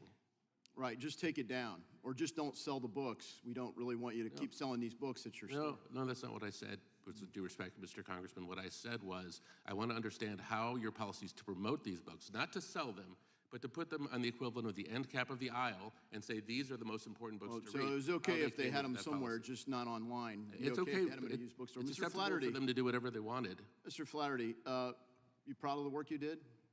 Yes, Congressman, I am. Why? Did you feel like you exerted some influence over people? Congressman, I'm proud of the administration's efforts to save lives and I didn't ask about the administration, I asked about you. You happy? You feel like you did a good thing? Congressman, I'm very proud of the work we did in the administration to save lives. So the means did justify the ends, right? So it was okay that we curtailed freedom because the outcome was desirable. Congressman, I want to dispute the Is characterization that what the of First our Amendment work. says? We Is that what it were says? not censoring, threatening, or providing consequences to companies. We were raising up. I think the American people will conclude that you were in fact doing that. And I think once we get to share all the transcripts with the public, I think the unredacted versions will make it very clear that's exactly what you were doing. And that's what the social media companies knew you were doing and why they conformed. And recently, the House gave the executive branch, even in the Senate, and now it's a law, we gave the administration, the executive branch, even more authority. Recently, the House voted to ban TikTok. While Xi Jinping and the Chinese Communist Party are a threat, I voted against this ban because I have serious concerns that banning social media platforms is more harmful to free speech in America than to China. We have a White House that is engaging in coercive activity so that they can actively control the narrative on social media and, frankly, on an online bookstore, the most ubiquitous one in the world. This is the same kind of stuff the Chinese Communist Party does, and they heavily regulate media and online speech. I'm extremely worried that a platform ban provides another point of leverage for the executive branch, for government to exercise coercion over private companies to effectively censor Americans and their First Amendment protected right to speech. We will not counter China by becoming more like China, yet that's exactly what we've done with this TikTok Trojan horse. Congress effectively granted a rogue White House the same control over internet activity that the Chinese Communist Party exercises in China. It is a grave mistake, and I hope we correct it, because we can see here today that we already have an administration that tried to launch a disinformation governance board. Were either of you part of those discussions? I was not part of anything like that, no. Congressman, I was not It part was of this. heavily related to the activity that you guys were engaged in. So when you say "we" at the very highest levels, would that include President? I mean, the highest level at the White House is President Biden, right? Congressman, again, it shouldn't surprise anybody that we were, as an administration, focused intently on getting the American public vaccinated. This is a thing that everyone at every level of the administration spoke But to so on a again, daily the basis. means justify the ends. We can cancel speech and violate it. I think it's a shame that this has happened, and I hope we criminalize it, because you should not be able to violate the First Amendment rights of American citizens and not have consequences for it. My time has expired, and I yield. The gentleman yields back. The gentlelady from Florida is recognized. Thank you, Mr. Chairman. It's breathtaking that now we're suggesting that we arrest people who are trying to make sure that they could save lives and prevent them from dying of a novel virus that killed millions of people. But as we heard today, there is a lawsuit against the U.S. government for allegedly colluding with social media companies to censor conservative speech online, a case that has now reached the Supreme Court. My colleagues across the aisle favor the position that the government must be forbidden from communicating and collaborating with social media companies. Well, I disagree. Holding that opinion is acceptable, yet clearly we're here so Republicans can influence the justices, as the ranking member said, before this upcoming case, and that's what's unacceptable. To wage an inappropriate court influence scheme under the cover of oversight and impugn men who did their job and did it well is not just improper, it's actual weaponization of the federal government. So this begs the question, are we going to be launching an investigation into our own sham subcommittee? Because that's the weaponization of the federal government. Here we are attacking civil servants who work to keep America safe. That's clear based on the chairman's question line that was designed to bully rather than seek actual information directed at a public servant who was communicating the best scientific information available at the time. We all have comms directors. We know they're not experts, they're communicators. Instead of using their public megaphone to suggest people put bleach in their bodies to fight COVID, Mr. Slavitt and Mr. Flaherty clearly tried to save actual lives amid a global pandemic using sound medical and scientific methods. And they did just that. Numerous studies show that millions of lives were saved because of their work. And, you know, we're not hearing one Republican say that today, but it doesn't make it any less true. Another thing we haven't been hearing today is that there are other legitimate interests for government to engage social media companies, and barring such communications could leave us vulnerable if our election systems are attacked, for example. In Florida, voter suppression is a real concern. Citizens in my state overwhelmingly, for example, said in 2018 that they wanted to restore voting rights to felons. Sadly, over the next 4 years, rather than help our citizens understand Florida's complicated voter eligibility rules, Republicans instead resorted to intimidation and anti-democratic prosecutions. My fear is social media platforms could be used to confuse or intimidate voters. In those cases, why would we stop governments from sharing these legitimate concerns with such powerful, wholly unregulated companies? So, Mr. Seligman, could prohibiting communications between government officials and social media platforms further disenfranchise voters whose communities already face voter suppression? Briefly. Yes. Oh, thank you. We've seen the power of one individual like Rudy Giuliani encourage intimidation and violence against election workers. What would happen if social media platforms were amplifying those threats or triggering them? They would become more severe. Could you see a ban on such communication between government and social media platforms leading to increased violence against election workers, for example? Absolutely. The bottom line here is that this is a Hail Mary of a hearing designed to improperly influence the Supreme Court. And it puts two good men who saved many lives through a blizzard of baseless and distorted accusations and innuendo. Witnesses from the social media companies repeatedly confirm that nobody in the government ever coerced or threatened them to take action, but Chairman Jordan refuses to let the public see the transcripts or videos of their interviews. He's covering it up, which has been repeatedly obvious during this hearing, because for the first time in my 20-year career in Congress, I have never seen the majority not allow introduction by unanimous consent of information into the record for a committee hearing. That's what we should be investigating here today. And Mr. Chairman, I ask unanimous consent to enter into the record the full email chain dated March 4th, 2021, following up between Amazon employees and White House employees, which shows that Mr. Slavitt and Mr. Flaherty only asked for a meeting with Amazon to understand Amazon's policies, not make specific requests about content or censor any books. And I also ask unanimous consent to enter experts from the committee's April 16th, 2024 interview with the Amazon employee who received this email, in which the employee explains that that Amazon had been working on policies regarding vaccine-related books on Amazon for weeks before Mr. Slavitt's email. Object. Objection being raised to the second part. Again, Okay, we don't want to give a roadmap to other witnesses we plan on calling. We will release all that when we've done our, complete our investigation. Okay, Mr. Chairman, right. I'll give you extra 10 seconds. Okay, what we're trying to do is introduce into the record the email that ensures that we have an opportunity to... We said fine to that. Okay, and then the interview with the Amazon employee who received this email. We're not going to release the In transcript. which the employee explains that Amazon had been working on policies regarding vaccine-related books on Amazon for weeks before Mr. Slavitt's email. Those are connected. Those two things are important information to highlight the obvious evidence that what the two gentlemen The time from the gentlelady has expired. With The what chair you're now accusing them of. recognizes the gentleman from Kentucky for his 5 minutes. I yield back. I yield to the gentleman from Ohio. I appreciate the gentleman yielding. Professor,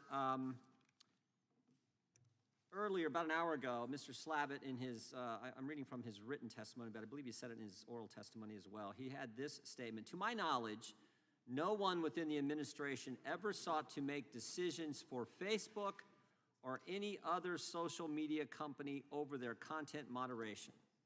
Is that an accurate statement made by Mr. Slavitt? That is not what I've seen in all the correspondence that I've reviewed. You stand by that statement, Mr. Slavitt? Yes, I do, Mr. Chairman. So the administration never sought to make decisions for Facebook or any other social media platform over their content moderation? To the best of my knowledge, certainly To the true. best of your knowledge, the third day. Clark Humphrey, who worked with you all right? Ms. Humphrey worked with you guys? Is that Ms. Humphrey worked Yes, with you? that's accurate. She sends an email, wanted to flag the below tweet, wondering if we can get moving on the process for having it removed ASAP. That's not trying to influence social media company over their content moderation? I think the statement that I said was that we didn't choose to make decisions for social media companies. I didn't say that there weren't correspondence or weren't occasions when they weren't trying to influence social media companies. And I think social media companies did a admirable job telling us when they disagreed, and I think those were What is it? important public Take down dialogue. this tweet ASAP. If that's not trying to make a decision for the social media company, what is it? You know, I don't think she was ordering them to take anything down. Well- And I don't know the context of the entire conversation, but if you have documents to Can share, you which keep an eye indicate out that, for tweets in this same genre? What was that? I wasn't a party to that email, so I don't know. what was Is intended. that trying to impact the content moderation decisions at Facebook or at Twitter or any other social media platform? I'm sorry, did you say, can I see the full email, please? I'll read it to you. Wanted to flag the below tweet, wondering if we can get moving on the process for having it removed ASAP. I'm not sure I know the context. I wasn't a party to the email. I just don't see how your statement squares with the actions that your Well, I administration think took on day 3 with someone who worked in your worked with you guys. I How never. about this one? Okay. How about this one? Our YouTube trust and safety team is working to finalize a new policy to remove content that could mislead people on the safety and efficacy of vaccines. We would like to preview our policy proposal for you and get any feedback you have. So now they're asking on the front end, are you okay with the policy? Is that trying to impact and make decisions for social media companies about content moderation? To make decisions? No. They're trying to get an okay from you on the front end? And you're not having an impact on their social media platform content decisions? As I interpret it, this was a interaction where a dialogue, and I don't know the entire context of the dialogue, but it They're sounds asking like permission. the social media company. They want your feedback, and you've said, It sounds like part of a dialogue about what constituted consistency with their policy. That's far different, in my opinion, Mr. Chairman, from someone making a decision on their behalf. okay, I don't know the Mr. occasion. Flaherty, in your opening statement, you said something that I just found astounding. Twitter's new owner abandoned all its prior policies related to COVID misinformation over a year and a half ago. That decision was Twitter's to make, and I'm not aware of any adverse actions against Twitter in response to it. Congressman, I'm not aware of any adverse government actions taken against Twitter in response to that change. 8 different federal agencies have went after Elon Musk and Twitter since that happened. Congressman, I am no longer in government. Department of Justice is looking into the fact that he hired too many Americans at SpaceX, FEC, SEC, FAA, NLRB, U.S. Attorney for the Southern District of North, and even the U.S. Fish and Wildlife Service have went after him. And I haven't even got to the big one. FTC sent 12 letters, first letter asking right after the Twitter files, Mr. Musk, who are the journalists you're talking to? And you said in your opening, you said in your testimony that Twitter's new owner, I'm not aware of any adverse actions against Twitter in response to it. Literally, one of the most ridiculous things I've heard. Every agency you can imagine went after this guy because he's advocating for free speech in the First Amendment. You stand by your statement? Congressman, I do stand by the statement. I can't. And you weren't aware of any of that? You weren't aware that the FTC sent 12 letters, and the first letter said, we know you're talking to 4 journalists. 2 of them testified in front of this committee twice. And we want to know who else you're talking to. Asking someone who are the journalists you're talking to, direct attack on the First Amendment. And you say nothing's happened, no adverse actions against Twitter in response to what he's done. Congressman, again, I'm here to speak about my experience in government and interacting with social media companies. I left the government in June of 2023. I can't speak to this, and I certainly This happened before that. Reclaiming my time, these sound like mafia tactics when we send every 3-letter agency known to the U.S. government after Elon Musk when he comes out for free speech. And with that, I yield back. Gentleman yields back. The chair now recognizes the gentlelady from Texas. Thank you, Mr. Chairman, and it's been a very interesting hearing, to say the least. And it's important that I repeat again that what others have already said, the transcripts that are not being allowed by unanimous consent clearly confirmed that nobody from the government ever coerced or threatened anyone from the social media companies into taking action. It is a cover-up, and that's what the bottom line here is, that we are looking at what may have been misinformation, bad information, flat-out lies. We saw it happening all over during this time period. So, Mr. Slavic, I'm just going to ask you bluntly, did you ever try to force, coerce, or threaten any private company into taking specific action related to false information about vaccines or COVID at large during this time period? No. Mr. Flattery, same question. I can't recall a time. You can't recall? Yep. Okay. So did you ever try to force a non-government actor to work with you through threats or coercion? Certainly not, Congresswoman. So was it your impression that anyone or any company who worked with you did so voluntarily to try to do their part to address the pandemic? Congresswoman, it is absolutely true that these companies get to make their own decisions. That is certainly not at the expense of folks in government, civil society, elsewhere to have an opinion about those decisions, but it's their policies and their enforcement. Do you know there was ever any follow-up to see whether what they did or didn't do, and whether there was any adverse action if they didn't do what cleaning up the false or misleading information? Congressman, when you say follow-up, Well, they keep saying that there was adverse action. Adverse action means that, you know, they did or didn't do what you all asked them to do, if you did ask. So then an action was taken against them. So someone would have had to follow up to know, because as the Mr. Slick, the other witness, testified, he's not aware of any lawsuit, he's not aware of any fines, he's not aware of any adverse action that happened on the part of any of these companies. Congresswoman, I'm certainly not aware of adverse action that was taken. All right, and Mr. Slavic, same for you. Did you ever try to force a non-government actor to work with you through threats or coercion? No. So was it your impression that anyone or any company who worked with you did so voluntarily to try to do their part to address the pandemic? Yes. And of course, both of you were doing all this to save lives, weren't you? Yes. Yes. And I can tell you that in my community, there was a lot of misinformation, some of them just flat out lies.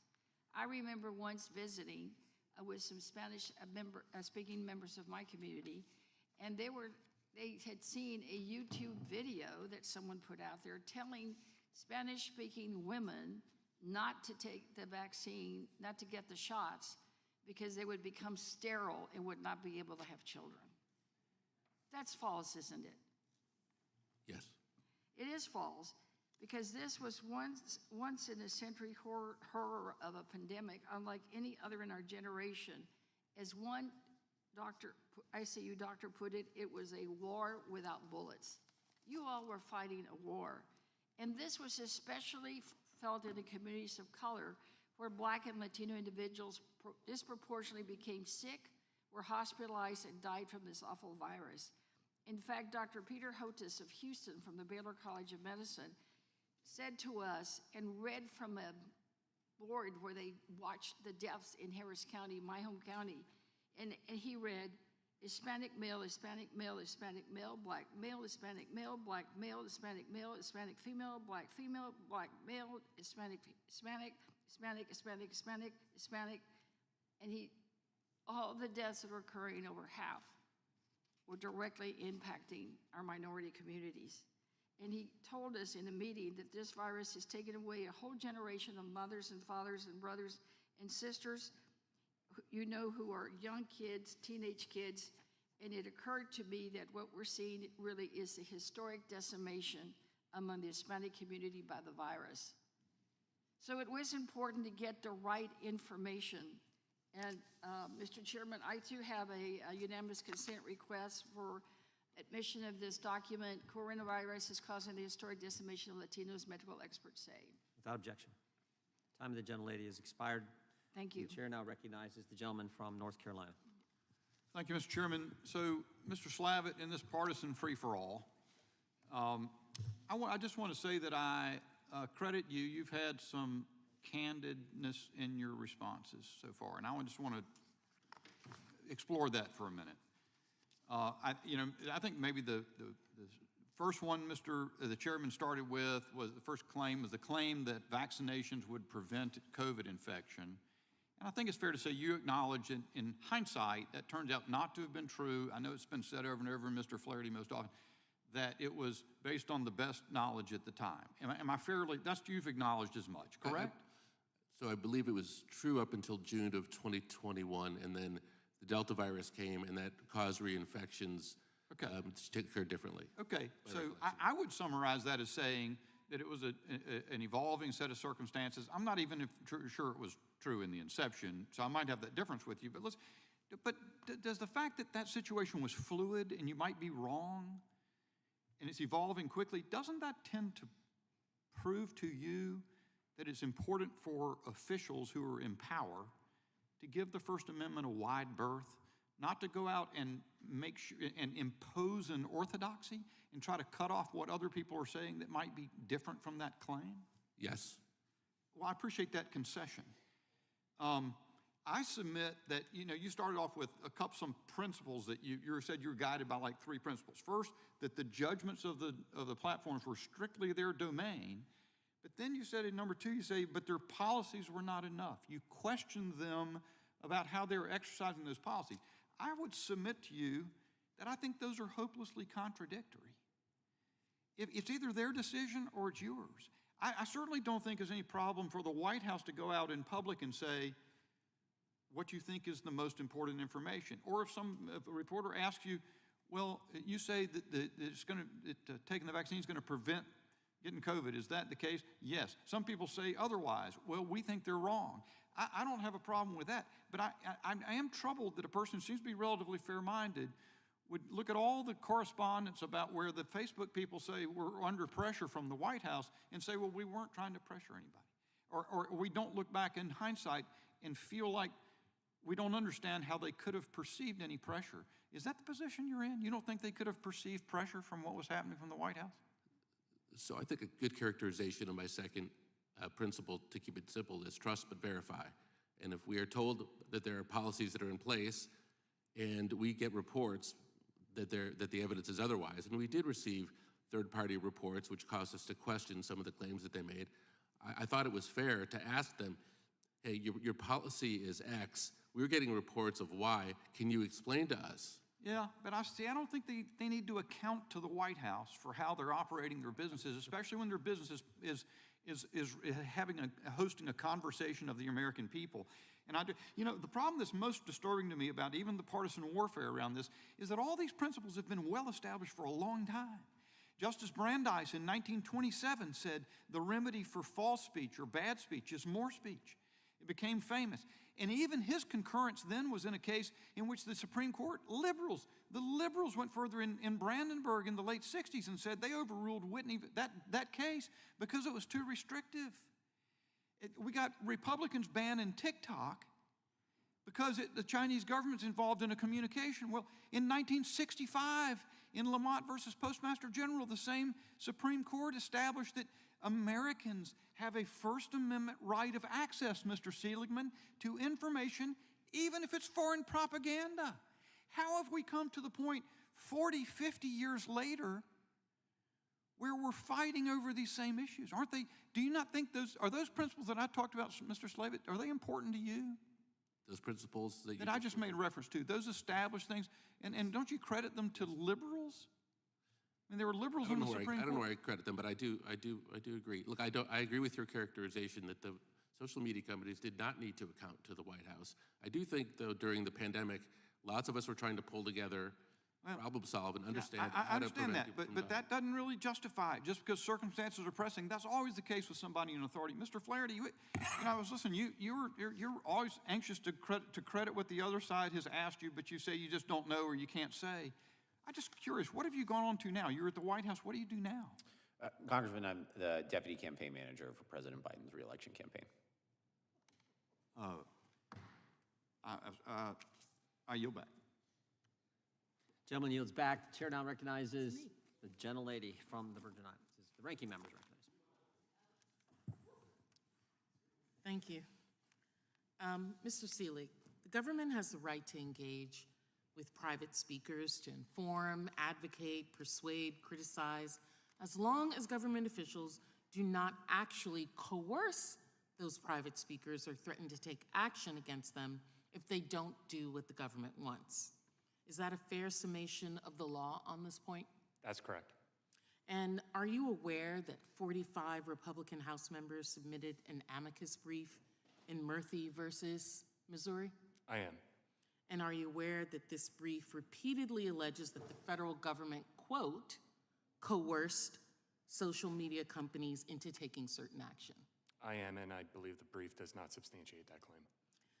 I've looked at the actual transcripts of interviews with social media companies and the transcripts that the majority has refused to never mind release, but actually just allow into the record, also does not substantiate the claim by those individuals that signed on to this amicus brief. I don't know, are any of our witnesses lawyers? All right, Mr. Sawicki, are you familiar with the rules of professional responsibility, right? That all of us as members of bars must take as an oath, correct? Yes. And one of the rules of the professional responsibility is the rule of candor to a tribunal. Is that correct? Yes. Okay. And broadly speaking, that rule requires attorneys who present information to a court to disclose all relevant factual evidence. Is that correct? Yes. Okay. Even if the evidence is contrary to their argument? That's my understanding, yes. Right. You also cannot use false evidence. That's correct.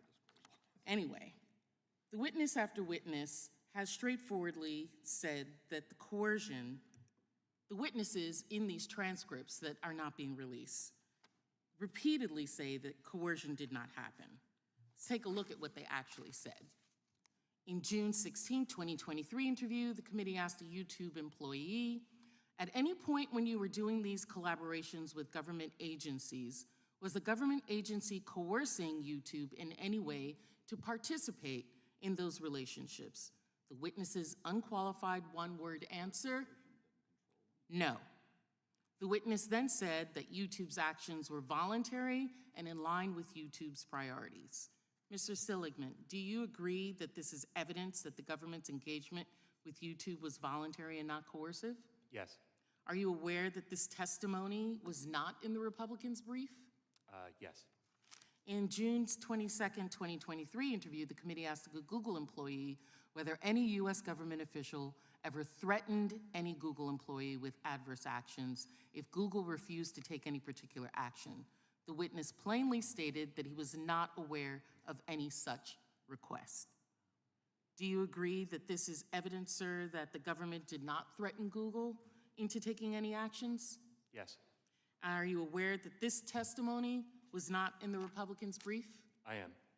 And another Google employee was asked in a June 26, 2023 interview whether they had any information about collusion between the federal government and Google to censor speech. And the witness replied, "In my experience, Google across its range of services through the years has consistently made its own independent decisions with regard to what policies, practices, or product development it designs." Mr. Seligman, do you agree that this is evidence that Google makes its own independent decisions without coercion by the government? Yes, I do. And are you aware that this testimony was not in the Republicans' brief? Yes. I can go do this as well with Meta vice presidents in June of 2023 interview, which wasn't in the brief, a May 16th interview with another Meta employee. When asked, to your knowledge, has anyone in the FBI or State Department or any other government agency ordered Meta to take down an account page or content? And his response to both was, not to my knowledge. What I've just read was just a small number of the universe of statements made by witness after witness stating that the allegations made by the majority does not hold water. And yet we are only hearing sometimes a portion of a sentence, not even the complete sentence, which would include the question, the can, as well as the punctuation point at the end to recognize that it was a question and not a statement. When a party is made aware of evidence that is contrary to what they presented in court, do you think that that's something that they should share? Gentleman respond. Yes. I yield back. I'm the gentlelady expired. The gentlelady from Florida is recognized for 5 minutes. Thank you, Mr. Chairman. Mr. Flaherty, what was your official title during your time at the Biden White House? Congresswoman, when I was at the White House, I was assistant to the president and director of digital strategy. And that is an appointed position, correct? It is, Congresswoman. Okay. Now, did you take an oath to the United States Constitution when you assumed this appointment? Yes, Congresswoman. Perfect. And you're familiar with the First Amendment? I am. Can you please outline the 5 tenets of the First Amendment for me? Congresswoman, I'm not going to be able to do it off the top of my head, but generally the First Amendment relates to freedom of speech, freedom of religion, freedom of assembly, and off the top of my head, I'm not able to recall all of the planks. Oof, well, that's disappointing and a little embarrassing, but not surprising considering what we're dealing with here today. Now, I certainly wouldn't expect that someone who cannot outline the basic tenets of the First Amendment to uphold the Constitution, of which you took an oath to defend, but here we are today. Now, you said multiple times here that you cannot recall certain conversations, communications, correct? Congresswoman, I left the White House almost a year ago. These discussions happened more than 2 years ago. Certainly there are a number of discussions related to this that I'm not able to recall. Okay, so you agree that you have said multiple times here you cannot recall? Congresswoman, yes. Okay, just want to make sure. And I'm so glad that we have receipts, because we have come with receipts. In fact, all of your emails from that time. So we're going to help you recall some of these conversations.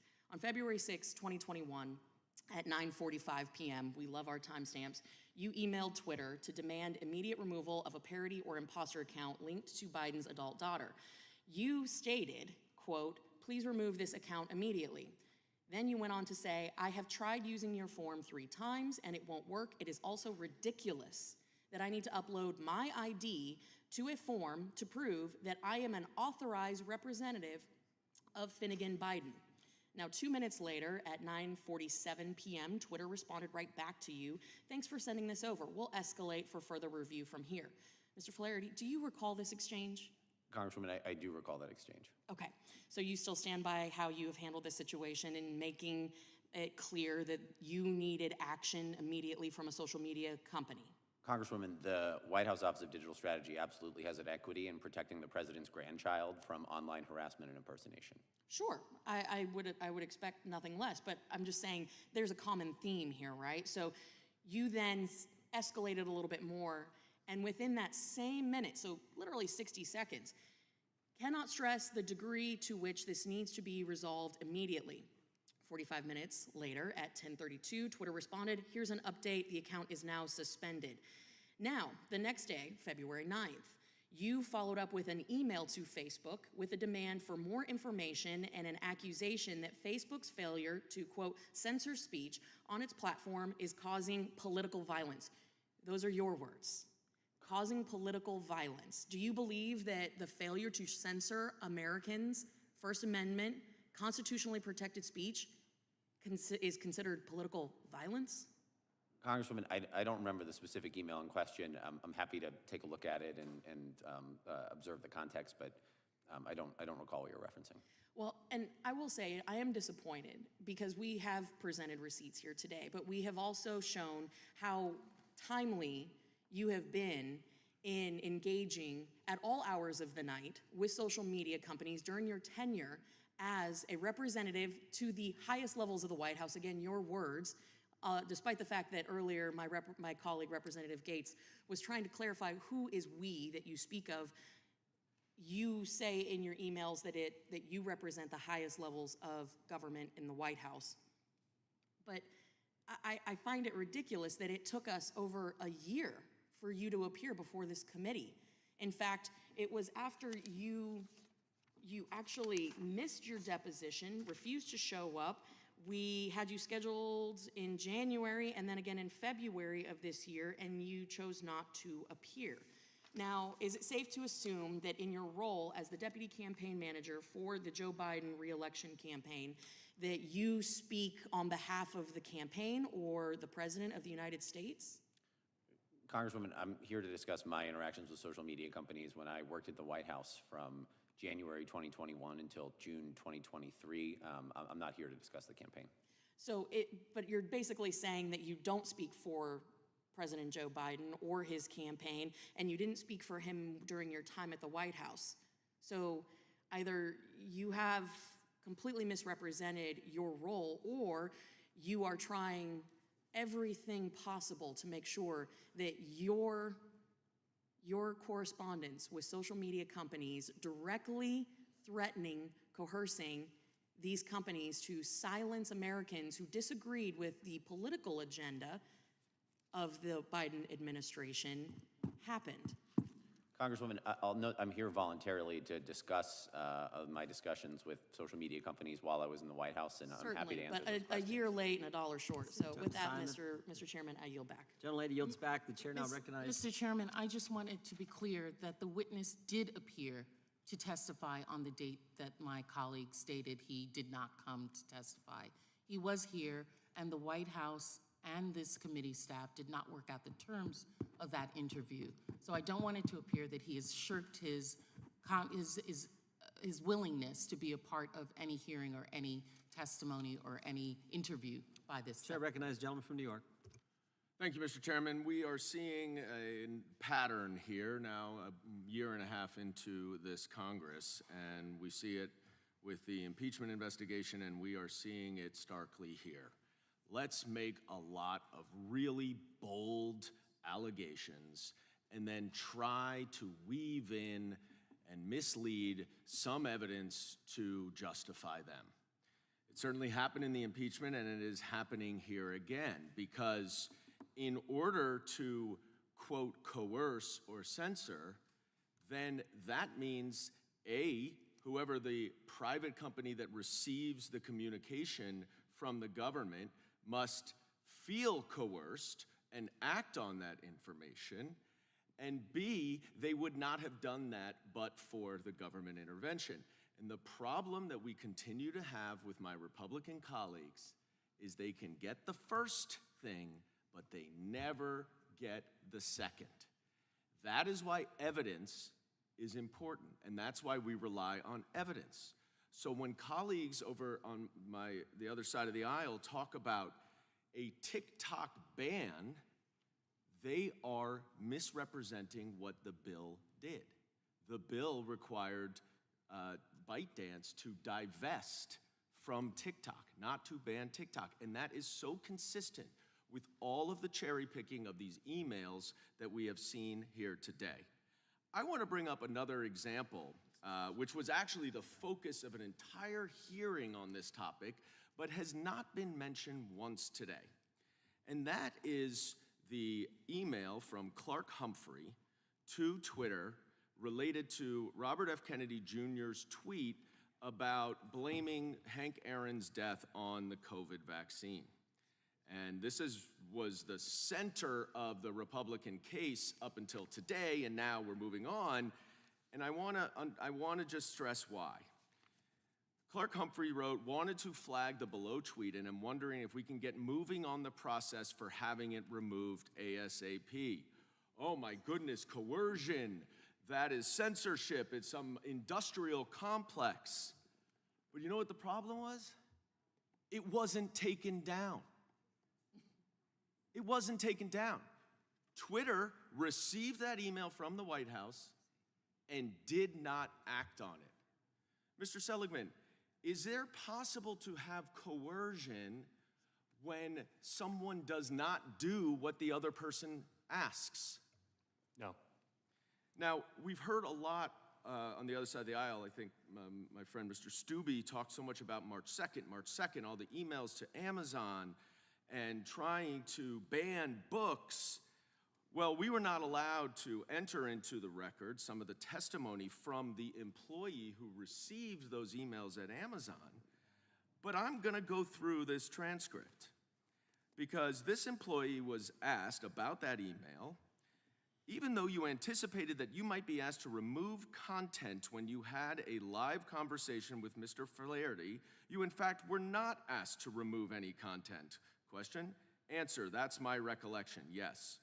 So I just want to be clear, to your knowledge, did anyone from the US government, including Mr. Flaherty or Mr. Slavitt, both of whom are witnesses here, ever coerce Amazon into removing content from its platforms? No. The answer, as the ranking member pointed out with so many other companies, was that they made their independent decisions what to do with the content based on information provided from public health experts like Mr. Slavitt and the CDC and how that applies to their own policies. So you cannot have a First Amendment violation when a private company is making its own independent decisions, as every single company as part of this investigation did. So what is this all about? It's not actually about proving a First Amendment violation. What the Republicans want to do with this committee, because we've had hearing after hearing after hearing about some bogus First Amendment violation by private companies, is they want to chill the government from actually interacting with the private companies as we come upon an election in November of 2024. Russia interfered through social media in 2016.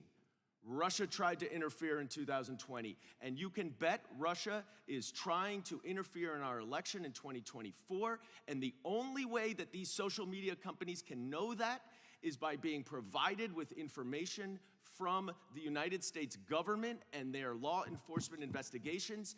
And if that can't happen, then Donald Trump and these Republicans benefit because Russia will help them. That is why we're here, and that is why this is bogus. And I yield back. Time of the gentleman expired. Gentleman from North Dakota is recognized. I appreciate the gentleman yielding. Chill the government? Oh my God, that's almost as crazy as what Justice Ketanji Brown Jackson said in the arguments in front of the Supreme Court when she said to the Solicitor General from Louisiana, "Counselor, your position has the First Amendment hamstringing the government." This is not about. This is not about. I know the gentleman from New York is sharper than that. I know that Professor Zawicki. Professors, Mr. Excuse me, Goldman. Mr. Chair, you can only, someone has, as a point of order, time can only be yielded to you if the individual remains here during the person. Yeah, you got to cite a rule, but we can also get Mr. Armstrong back if you're. Then you should do that. You're going to do that, okay. But you need to cite the rule. If not, we'll proceed. When he comes back, we'll make sure he gets back. Mr. Chairman, will you just yield quickly for a brief response? My 5 minutes. No, it's my 5 minutes, and when I'm done with Okay, so 5 you're minutes- going to attack me and not let me respond? No, I said, I know you're You smarter said my than that. name. I was complimenting the new. You said my name, you said I know you're smarter than that, because I did not say anything about the First Amendment being used to chill the government. I said you in this committee are trying to chill government agencies. That's very We're different. trying to protect the First Amendment. We're trying to protect the government from chilling American speech. Let the record show the gentleman from North Dakota has returned to his spot on the committee. Professor Zawicki, let's reference the email that Mr. Goldman brought up. And he said that the RFK Jr. tweet wasn't taken down. But I think this whole chilling effect is proven by this email, because there were two sentences.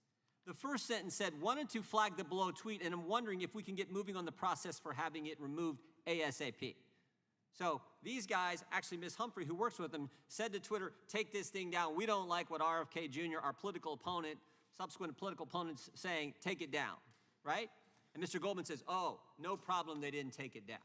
But there's still a concern about chilling speech, right? Exactly right, Mr. Chairman, and that's exactly what the problem here is there's this obsession with protecting the government's free speech rights, but we need to be worried about protecting people's rights. We need to be worried about protecting my rights. We need to be worried about people's rights to speak and to hear information that is relevant to their lives. And so if we're concerned about chilling speech, we should be concerned about chilling the speech of private citizens through the government overreach. Now, I want to ask you about this. The next sentence. So, take down this tweet ASAP. Mr. Goldman says, oh, they didn't take it down, so there's no problem. But the next sentence says, and then, if you can keep an eye out for tweets that fall in this same genre, that would be great. That's the real chilling impact. Oh, we caught you, we don't like this tweet. We don't like what it conveys. Take it down. They don't take it down. But now, in the back of their mind, they're saying, oh, you know what? I better be on the lookout for anything else, or I'm going to get another call, another email. Mr. Flaherty's going to call me. Mr. Slavitt's going to call me and say, what the heck are you doing? He's going to be outraged. He's going to pressure us, which all happened. So the second sentence is the chilling effect in that email. Is that right? Yes. This is just ridiculous. Oh, and let's go to the Amazon communications, because this was speech that was changed. This was content that was changed at the request of the guys in the Biden administration. The impetus for this request is criticism from the Biden administration about sensitive books we were given prominent placement to. So we're going to create a new do not promote class for anti-vax books. So they demoted these books. So a direct result of they said it themselves. The impetus, the catalyst for this is the guys at the White House. That's not just chilling, that's actual action taking place at the request of government to limit speech and who gets to see it. And I would add, this isn't the government providing public information about issues of health. This is the government engaged in an ongoing secretive process that we've only discovered through discovery in that case and through the hard work of this committee subpoenaing these private actors, a secretive scheme to target named individuals for suppression for speech. And we don't even know if it's going on. Yeah. That is a big difference between the government expressing its opinion and targeting people secretly to remove their speech from the public forum. Take down this tweet ASAP, the White House. And be on the lookout for any other thing in this genre. Exactly. That's a direct attack. That's as big a chilling impact as you can have on speech, coming from the office of the president, the White House itself. I appreciate the gentleman yield back to Maynard. Mr. Chairman, point of order. Gentle ladies recognized. I just want to clarify that it is Rule 9F that requires a member to be actually present in order to possess a 5-minute period of questioning. Yeah, So I in the appreciate it. future, if we can ensure that when members yield, that they remain in the room, that would be helpful. Great. Thank you. Gentleman yields back. Chair now recognizes the gentlelady from Texas. Thank you so much. Boy, oh boy, what a welcome to this committee. Okay, so I want to start off with a quick little level set of a few things, because I believe in facts and not fiction. So I'm going to ask each of the witnesses if you can answer a simple question. Who won the 2020 election? Let's start right here. Joe Biden. Thank you. Joe Biden. Thank you. Joe Biden. Thank you. Joe Biden. Thank you. This is amazing. Unanimous. Joe Biden won in 2020. So when people start posting things like Joe Biden didn't win on social media, to the extent that as we're talking so much about polling, because we're headed into the 2024 election, we have so many people that don't believe that Joe Biden won the election, and most of them tend to be on the other side of the aisle. It is because there was misinformation and disinformation that was put out over and over on social media. Now, let me try to see if I can ask you another question and see what kind of answers we get. This one is a little trickier. Did the COVID rate of deaths decrease